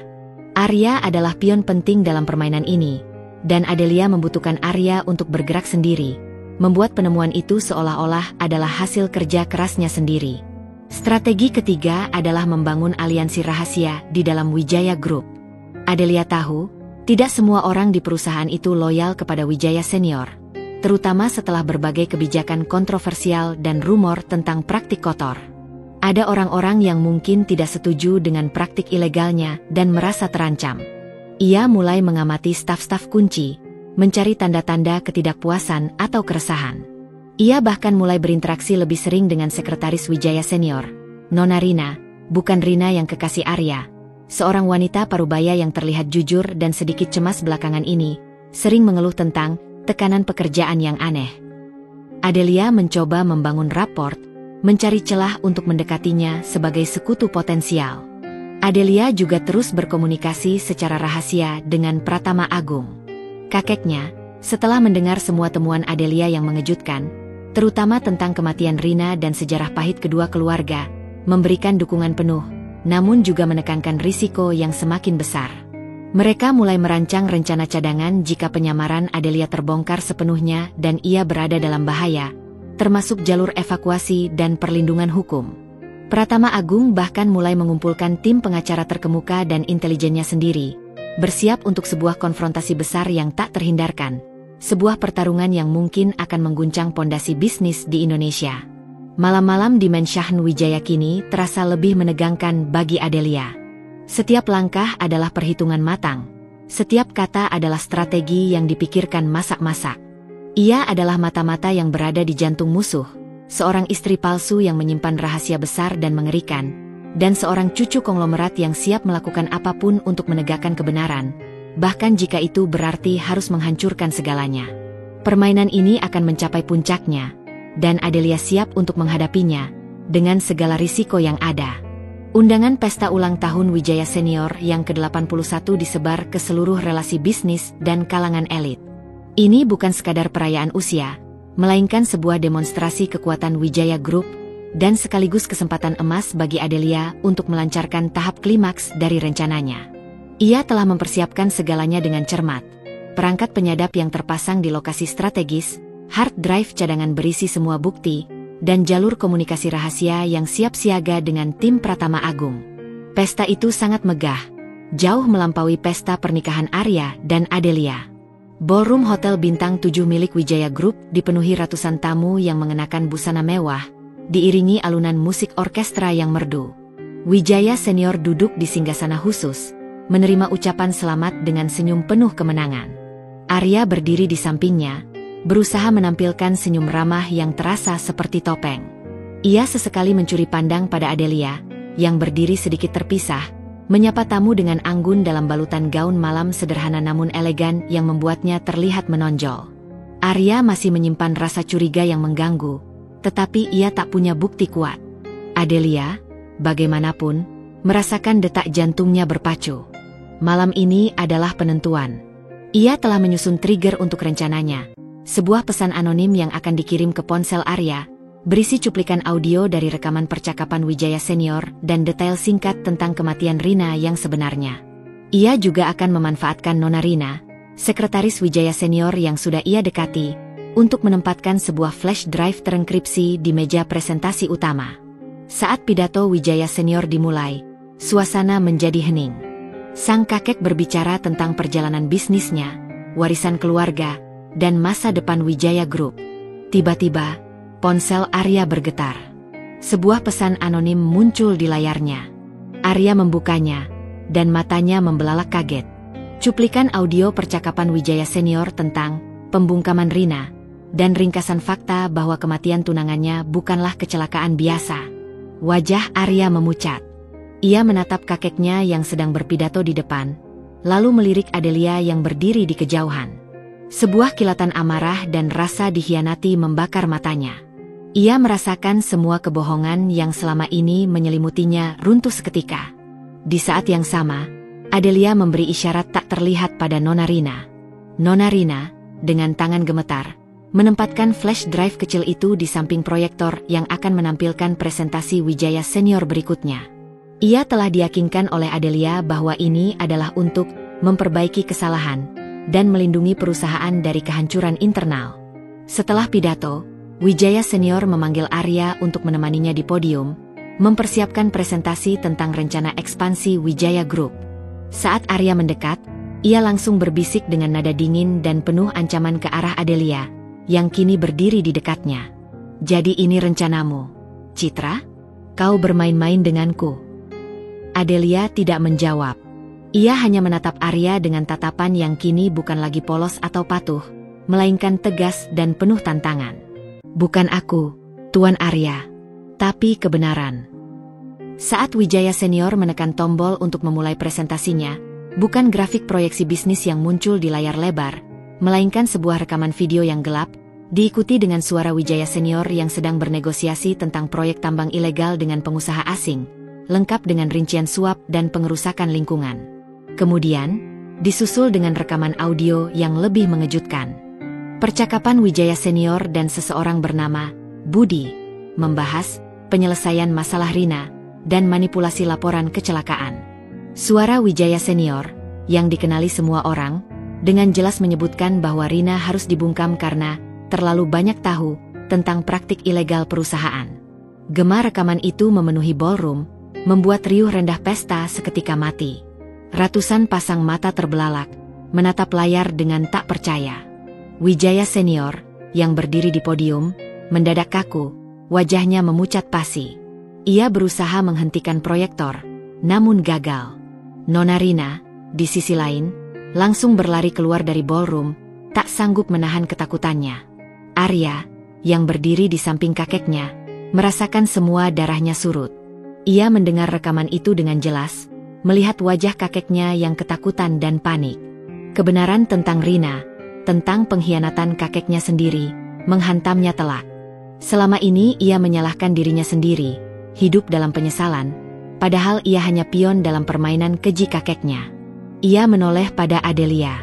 Di mata Adelia, tak ada lagi citra si pembantu. Yang ada adalah Adelia Pratama, cucu konglomerat saingan, yang kini berdiri tegak dengan aura kemenangan. Kau, dari Pratama. Arya berbisik, suaranya tercekat. Adelia mengangguk, sorot matanya tajam. Ya, dan ini baru permulaan, Tuan Arya. Kekacauan pecah di ballroom. Para tamu mulai berbisik-bisik panik, beberapa bahkan mulai menelepon. Wartawan yang meliput pesta itu langsung menyerbu. Kamera mereka berkedip-kedip. Wijaya Senior jatuh terduduk di podium. Wajahnya pasti tak berdaya. Sementara itu, pintu ballroom terbuka lebar. Beberapa agen dari Komisi Pemberantasan Korupsi, KPK, dan Kepolisian Negara Republik Indonesia, Polri, masuk, dipimpin oleh seorang detektif senior. Detektif itu melangkah maju.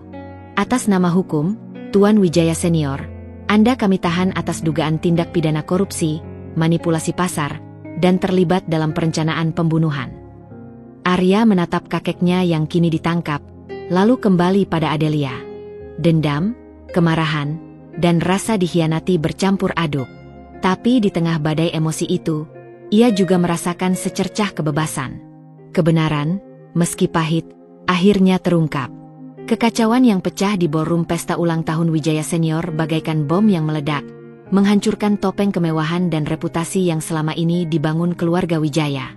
Di tengah hiruk-pikuk teriakan kaget, kilatan kamera wartawan, dan sirene yang mulai terdengar samar dari luar hotel, Arya Wijaya berdiri terpaku di podium. Matanya yang merah menyala menatap kakeknya, Wijaya Senior, yang kini tergeletak lemas, dikelilingi oleh para agen KPK dan Polri yang langsung memborgol tangannya. Rasa jijik dan pengkhianatan meluap-luap dalam dirinya. Kakek yang selama ini ia hormati dan takuti, ternyata adalah dalang di balik semua intrik kotor dan bahkan kematian tunangannya, Rina. Nyonya Wijaya, Ibu Arya, menjerit histeris.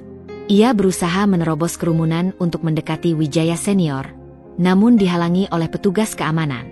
Suara isak tangisnya memenuhi ruangan, bercampur dengan bisikan-bisikan cemas dari para tamu yang kini mulai berhamburan keluar. Mereka adalah para pengusaha yang takut nama mereka terseret, atau sekadar ingin menjauh dari aib yang baru saja terkuak. Arya mengabaikan semua itu. Seluruh fokusnya tertuju pada Adelia, yang kini berdiri tak jauh darinya, sorot matanya tajam dan penuh kemenangan. Gaun malam sederhananya seolah memancarkan aura kekuatan yang tak terbantahkan. Ia tidak lagi melihat Citra, si pembantu yang polos dan penurut. Yang ia lihat adalah seorang wanita cerdas, penuh perhitungan, dan berbahaya. Jadi ini semua rencanamu? Suara Arya bergetar, lebih karena kemarahan yang membuncah daripada rasa takut. Ia melangkah mendekati Adelia, tangannya mengepal erat. Kau masuk ke rumahku, berpura-pura menjadi seseorang yang tak berdaya, hanya untuk menghancurkan kami dari dalam? Siapa sebenarnya kau? Adelia tidak gentar. Ia tahu saatnya telah tiba untuk melepaskan topeng terakhirnya. Ia membalas tatapan Arya tanpa ragu. Seperti yang kubilang, Tuan Arya, aku adalah Adelia Pratama, cucu tunggal dari Pratama Agung, pemilik Pratama Group. Setiap kata yang terucap jelas dan tegas, memantul di tengah kekacauan yang perlahan mereda karena kehadiran aparat. Pengakuan itu menghantam Arya seperti tamparan keras. Ia tahu nama Pratama Group. Mereka adalah rival utama Wijaya Group, perusahaan yang dikabarkan memiliki perseteruan sengit dengan kakeknya. Otaknya berputar cepat, menghubungkan titik-titik. Kecurigaannya selama ini, setiap kejanggalan pada diri Citra, semua terjawab sudah. Ia merasa bodoh, begitu mudahnya ia dibodohi. Pratama.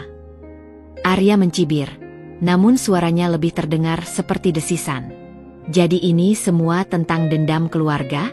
Kau mendekatiku, berpura-pura, hanya untuk ini. Adelia menghela napas. Dendam? Tidak sepenuhnya, Tuan Arya. Ini tentang kebenaran. Kakekku tidak pernah ingin menghancurkan keluarga kalian secara membabi buta. Ia hanya ingin keadilan atas apa yang telah dicuri darinya, dan membersihkan nama Pratama dari intrik kotor yang dilakukan kakekmu. Matanya kini melembut sedikit, menatap Arya. Dan juga, ini tentang Rina. Kakekmu bertanggung jawab atas kematiannya. Ia memanipulasi segalanya untuk membungkam Rina yang mengetahui praktik ilegalnya. Kau, Tuan Arya, adalah korban juga dalam permainan kejam ini. Kata-kata Adelia menusuk tepat ke inti luka Arya. Kebenaran yang pahit itu, yang selama ini ia hindari dan salahkan pada dirinya sendiri, kini terpampang nyata. Ia bukan hanya kehilangan Rina, tapi ia juga telah dimanipulasi oleh kakeknya sendiri, orang yang paling ia percaya. Wajah Arya berubah dari marah menjadi putus asa, lalu amarah itu kembali membara, kali ini bukan pada Adelia, melainkan pada Wijaya Senior. Di mana buktinya? Tuntut Arya, suaranya serak. Bagaimana aku bisa percaya padamu? Adelia tersenyum tipis. Bukti?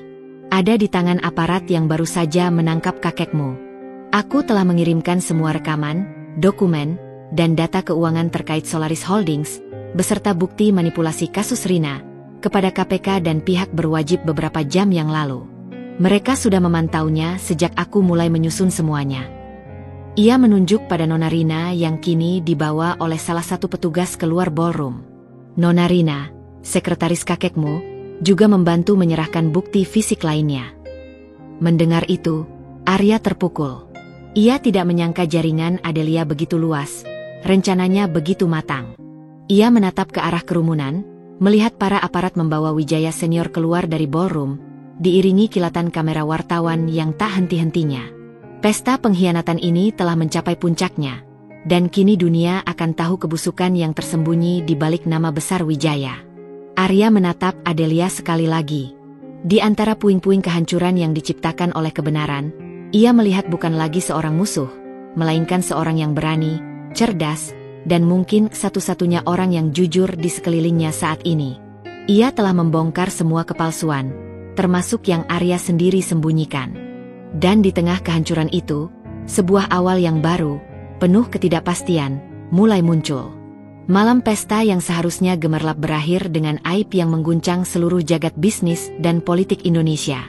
Penangkapan Wijaya Senior menjadi berita utama di mana-mana, disiarkan langsung oleh stasiun televisi dan memenuhi halaman depan surat kabar. Nama Wijaya Group, yang selama ini diagungkan, kini tercoreng noda korupsi, manipulasi, dan yang paling mengerikan, dugaan keterlibatan dalam kasus kematian Rina. Arya menyaksikan semua itu dari kejauhan, dengan perasaan campur aduk antara kemarahan, kesedihan, dan kelegaan yang aneh. Di tengah kekacauan itu, Arya menyadari bahwa satu-satunya orang yang bisa menjelaskan segalanya adalah Adelia. Setelah para wartawan dan aparat mulai mereda, ia mencari Adelia yang kini sudah tidak lagi memakai gaun pestanya, melainkan kembali mengenakan pakaian kasual. Arya menemukan Adelia di perpustakaan Menshan, duduk tenang di sebuah sofa, menatap keluar jendela. Adelia, panggil Arya, suaranya pelan, jauh dari arogansi yang biasa ia tunjukkan. Adelia menoleh, menatapnya tanpa ekspresi. Aku butuh penjelasan. Semuanya. Aku ingin tahu seluruh kebenaran. Adelia mengangguk. Duduklah, Tuan Arya. Arya duduk di sofa seberang. Adelia pun mulai bercerita, tanpa ada yang terlewat. Ia menjelaskan penyamarannya, misinya dari Pratama Agung, hingga bagaimana ia menemukan bukti-bukti praktik ilegal Wijaya Group dan, yang paling berat, bukti keterlibatan Wijaya Senior dalam kematian Rina. Ia juga menceritakan sejarah persahabatan dan perseteruan antara Wijaya Senior dan Pratama Agung, tentang bagaimana kakek mereka dulunya adalah mitra yang membangun bisnis bersama, lalu terpecah karena tuduhan kecurangan dalam pembagian saham tambang berlian. Kakekmu merasa dikhianati oleh kakekku, jelas Adelia. Ia percaya Wijaya Senior mencuri bagiannya.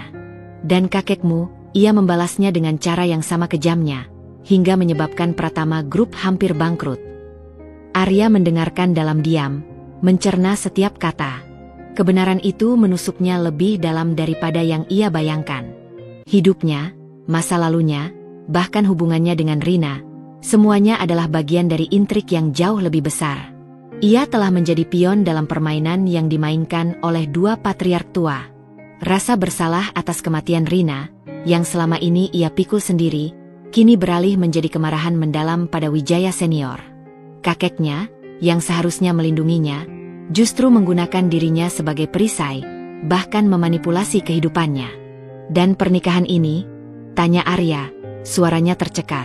Apakah ini juga bagian dari rencana kakekmu untuk mendekatiku? Adelia menggeleng. Tidak. Itu adalah keputusan Wijaya Senior. Sebuah kejutan bahkan untukku dan kakekku. Tapi kami memanfaatkannya.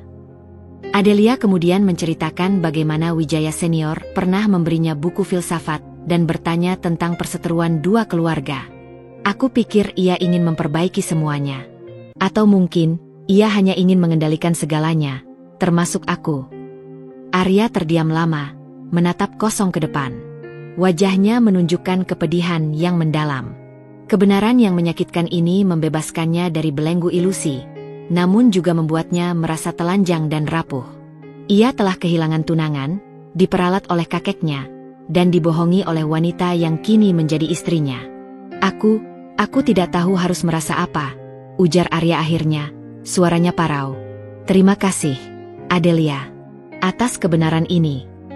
Ia menatap Adelia, tidak lagi dengan kebencian, melainkan dengan tatapan yang penuh kompleksitas. Ada sedikit rasa hormat, sedikit rasa sakit, dan mungkin sebuah awal dari pengertian. Adelia hanya mengangguk, sorot matanya melembut. Aku tahu ini berat, Tuan Arya. Tapi setidaknya, sekarang kau tahu. Dan kau bebas dari beban itu. Malam itu, di Mensyahn yang kini terasa kosong dan dingin tanpa kehadiran Wijaya Senior, Arya dan Adelia duduk dalam keheningan yang panjang. Sebuah babak baru telah dimulai bagi keduanya. Babak yang penuh dengan puing-puing masa lalu, namun juga harapan akan sebuah kebenaran yang bisa membangun kembali apa yang telah hancur. Pagi setelah badai, langit Jakarta tampak kelabu, seolah turut berduka atas kejatuhan dinasti Wijaya yang selama ini perkasa. Berita penangkapan Wijaya Senior menjadi topik hangat di mana-mana, disiarkan langsung oleh stasiun televisi nasional dan internasional, serta memenuhi halaman depan setiap surat kabar. Nama Wijaya Group, yang selama ini diagungkan sebagai salah satu konglomerasi terbesar di Asia, kini tercoreng noda korupsi, manipulasi, dan yang paling mengerikan, dugaan keterlibatan dalam kasus kematian Rina. Arya menyaksikan semua itu dari kejauhan, dengan perasaan campur aduk antara kemarahan yang membara, kesedihan yang mendalam, dan kelegaan yang aneh, seperti beban bertonton yang tiba-tiba terangkat dari pundaknya. Di tengah kekosongan dan kekacauan yang melanda Mensyahn, Arya merasa seperti puing di tengah reruntuhan. Perusahaan berada di ambang krisis reputasi yang tak terpulihkan, saham anjlok drastis, dan dewan direksi panik, saling menyalahkan. Namun, di tengah semua kehancuran itu, ada satu hal yang kini membebaskannya, kebenaran tentang Rina. Rasa bersalah yang telah membelenggunya selama bertahun-tahun kini berubah menjadi kemarahan dingin terhadap kakeknya, dan tekad yang kuat untuk membersihkan nama Rina, tunangan yang ia cintai namun tak mampu ia lindungi. Adelia, setelah mengungkap semua rahasia, kini tidak lagi mengenakan topeng, Citra, si pembantu yang lugu. Ia bergerak dengan keyakinan. Wajahnya memancarkan ketegasan seorang pebisnis ulung yang terdidik. Ia tahu Pratama Group telah memenangkan pertempuran informasi yang ia lancarkan, tetapi perang sesungguhnya belum berakhir. Restrukturisasi Wijaya Group akan menjadi proses panjang, rumit, dan penuh tantangan. Ia melihat Arya yang tampak hancur, dan sebuah pikiran melintas di benaknya. Ini bukan hanya tentang Pratama Group lagi. Ini juga tentang keadilan yang lebih besar, dan tentang membangun kembali apa yang telah dihancurkan, mungkin bersama Arya. Beberapa hari kemudian, Arya memanggil Adelia ke ruang kerja yang dulu menjadi tempat pertarungan pengungkapan mereka. Suasana kali ini sangat berbeda. Ruangan itu terasa lebih lapang, seolah beban berat telah terangkat. Arya tidak lagi menatapnya dengan kebencian, melainkan dengan tatapan lelah yang penuh beban, namun juga mengandung sedikit rasa ingin tahu dan mungkin harapan. Di tangannya tergenggam beberapa berkas yang dulu Adelia temukan, bukti-bukti yang telah menghancurkan dunianya.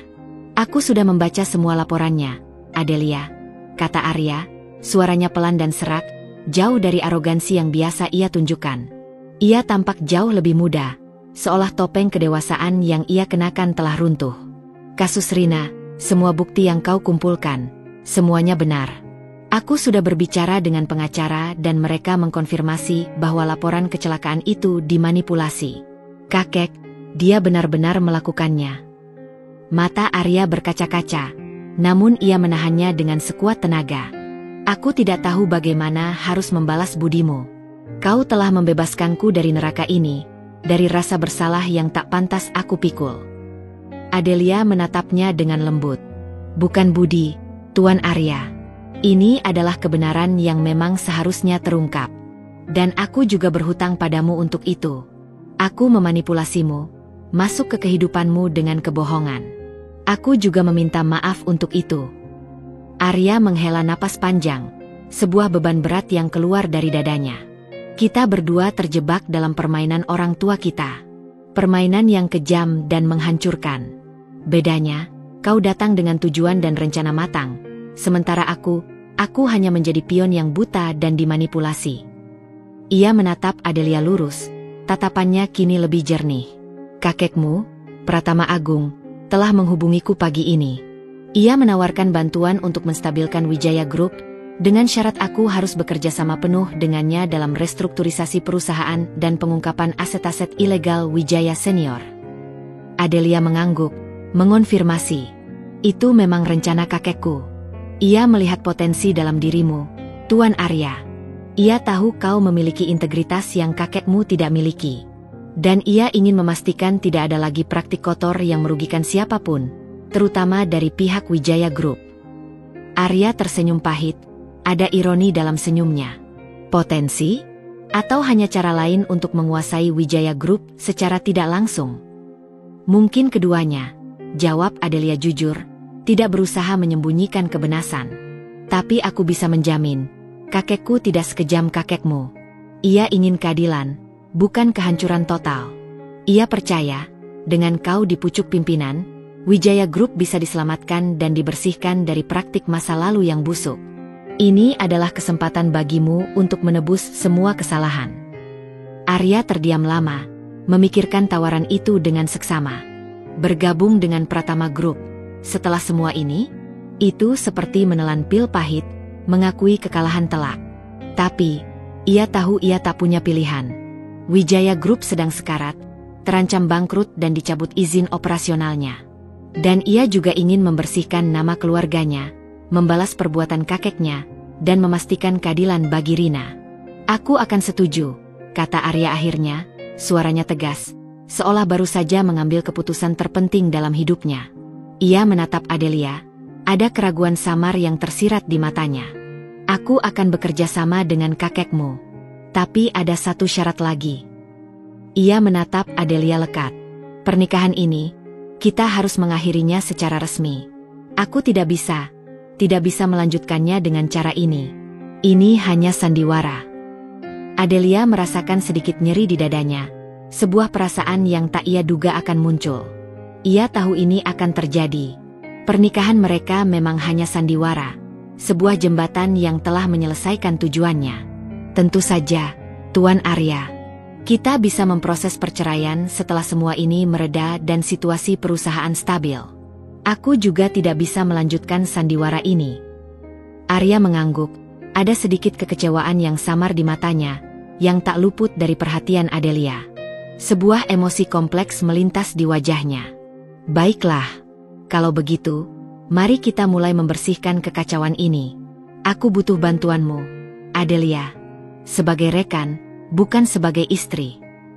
Adelia mengulurkan tangannya, sebuah gesture yang melambangkan gencatan senjata. Sebagai rekan, dan sebagai seseorang yang juga ingin melihat kebenaran ditegakkan, apapun harganya. Pertemuan itu adalah jembatan pertama yang dibangun di antara mereka, di atas puing-puing kepercayaan yang hancur. Bukan jembatan cinta, setidaknya belum, melainkan jembatan yang terbuat dari tujuan bersama, membersihkan nama yang tercoreng, mencari keadilan, dan membangun kembali masa depan yang lebih baik, bebas dari bayang-bayang masa lalu yang kelam. Arya Wijaya, yang kini telah kehilangan segalanya kecuali martabatnya, menemukan sekutu tak terduga dalam diri Adelia Pratama, wanita yang ia nikahi karena paksaan dan yang telah mengungkap semua kebenaran yang menyakitkan. Bulan-bulan berikutnya adalah masa-masa penuh gejolak namun juga harapan bagi Arya dan Adelia. Setelah penangkapan Wijaya Senior, proses hukum berjalan cepat dengan bukti-bukti tak terbantahkan yang Adelia kumpulkan. Wijaya Group terpaksa melakukan restrukturisasi besar-besaran di bawah pengawasan ketat pemerintah dan Pratama Group.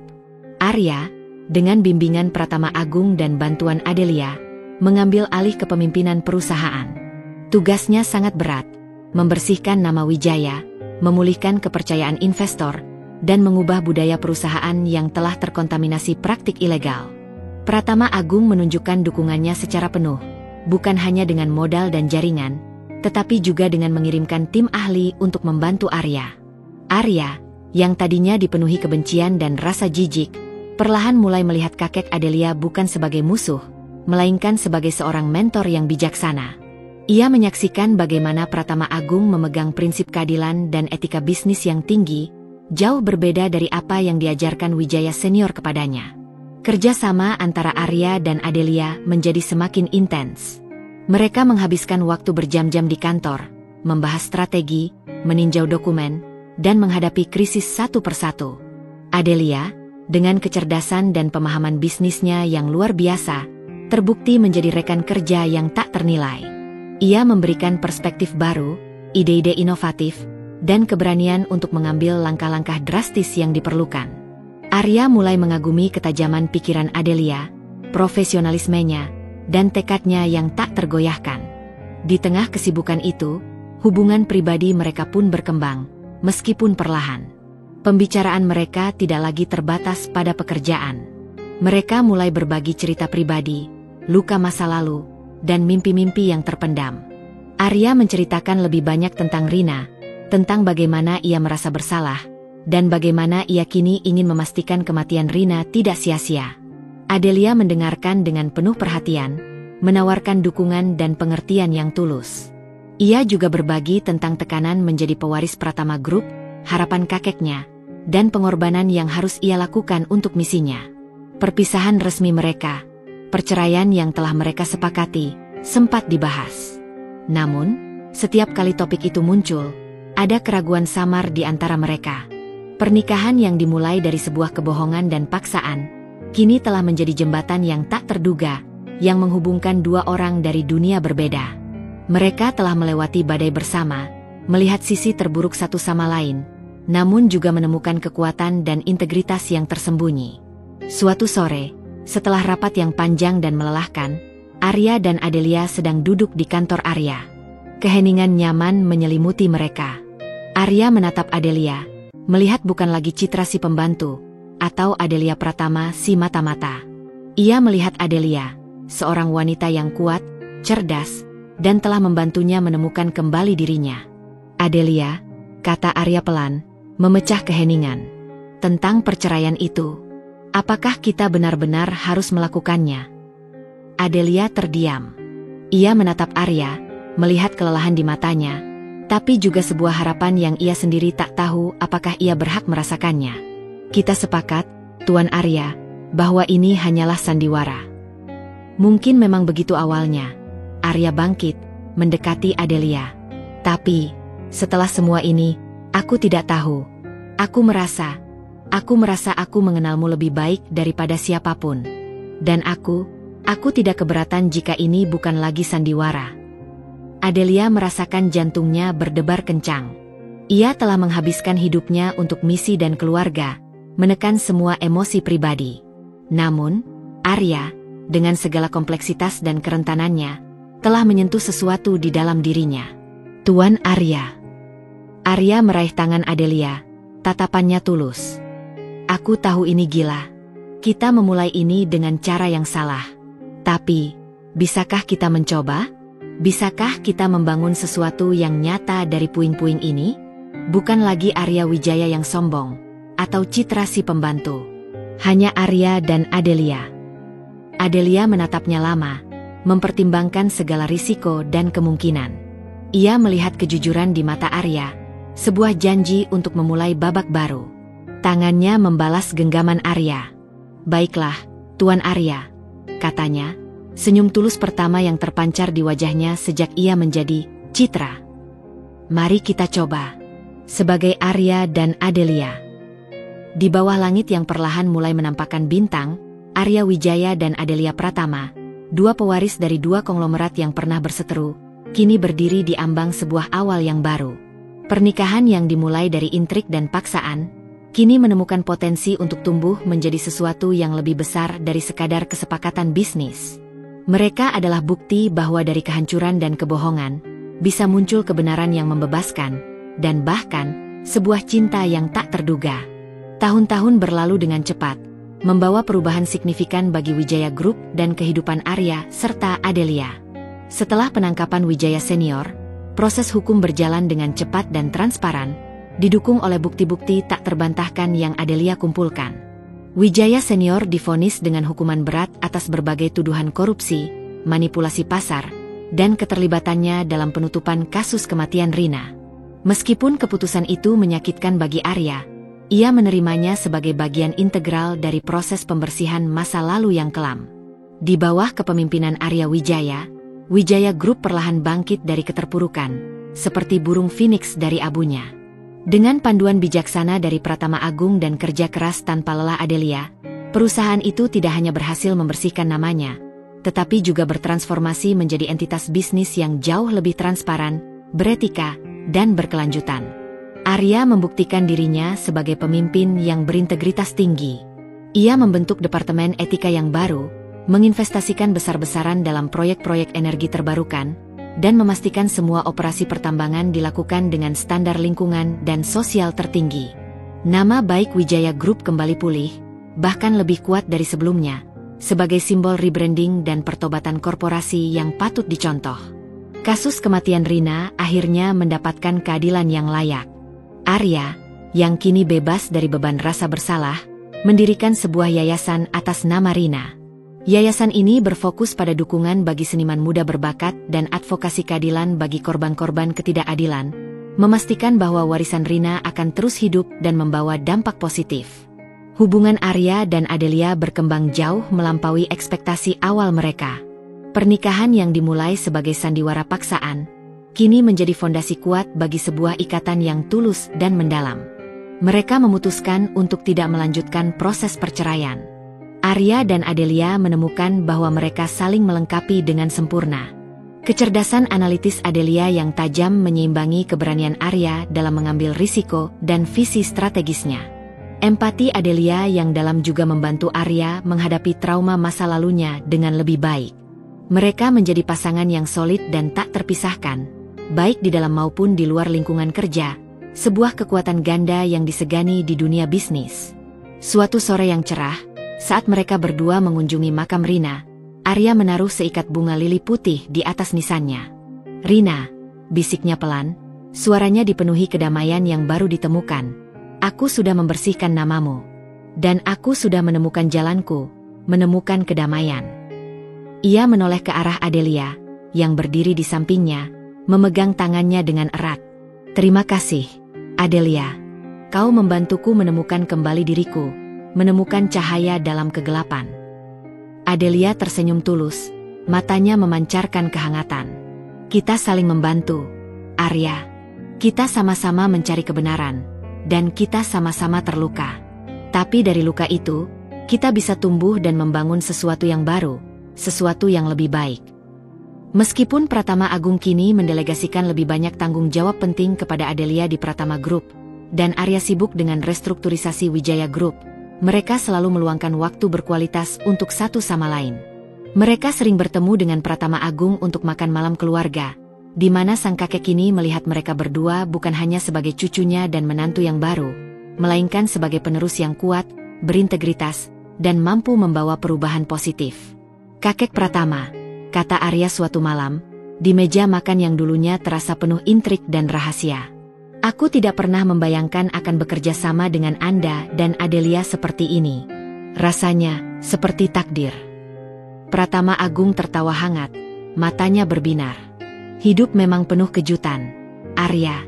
Dulu, kakekmu dan aku memulai dari nol dengan mimpi yang sama untuk membangun sebuah kerajaan. Mungkin kalian berdua bisa mewujudkan impian itu dengan cara yang jauh lebih baik dan lebih mulia." Ia menatap Arya dan Adelia dengan bangga, seolah melihat masa depan yang cerah. Pernikahan Arya dan Adelia, yang dulunya dianggap sebagai aib dan skandal oleh masyarakat luas, kini menjadi kisah inspiratif tentang penebusan, rekonsiliasi, dan kekuatan cinta yang tak terduga.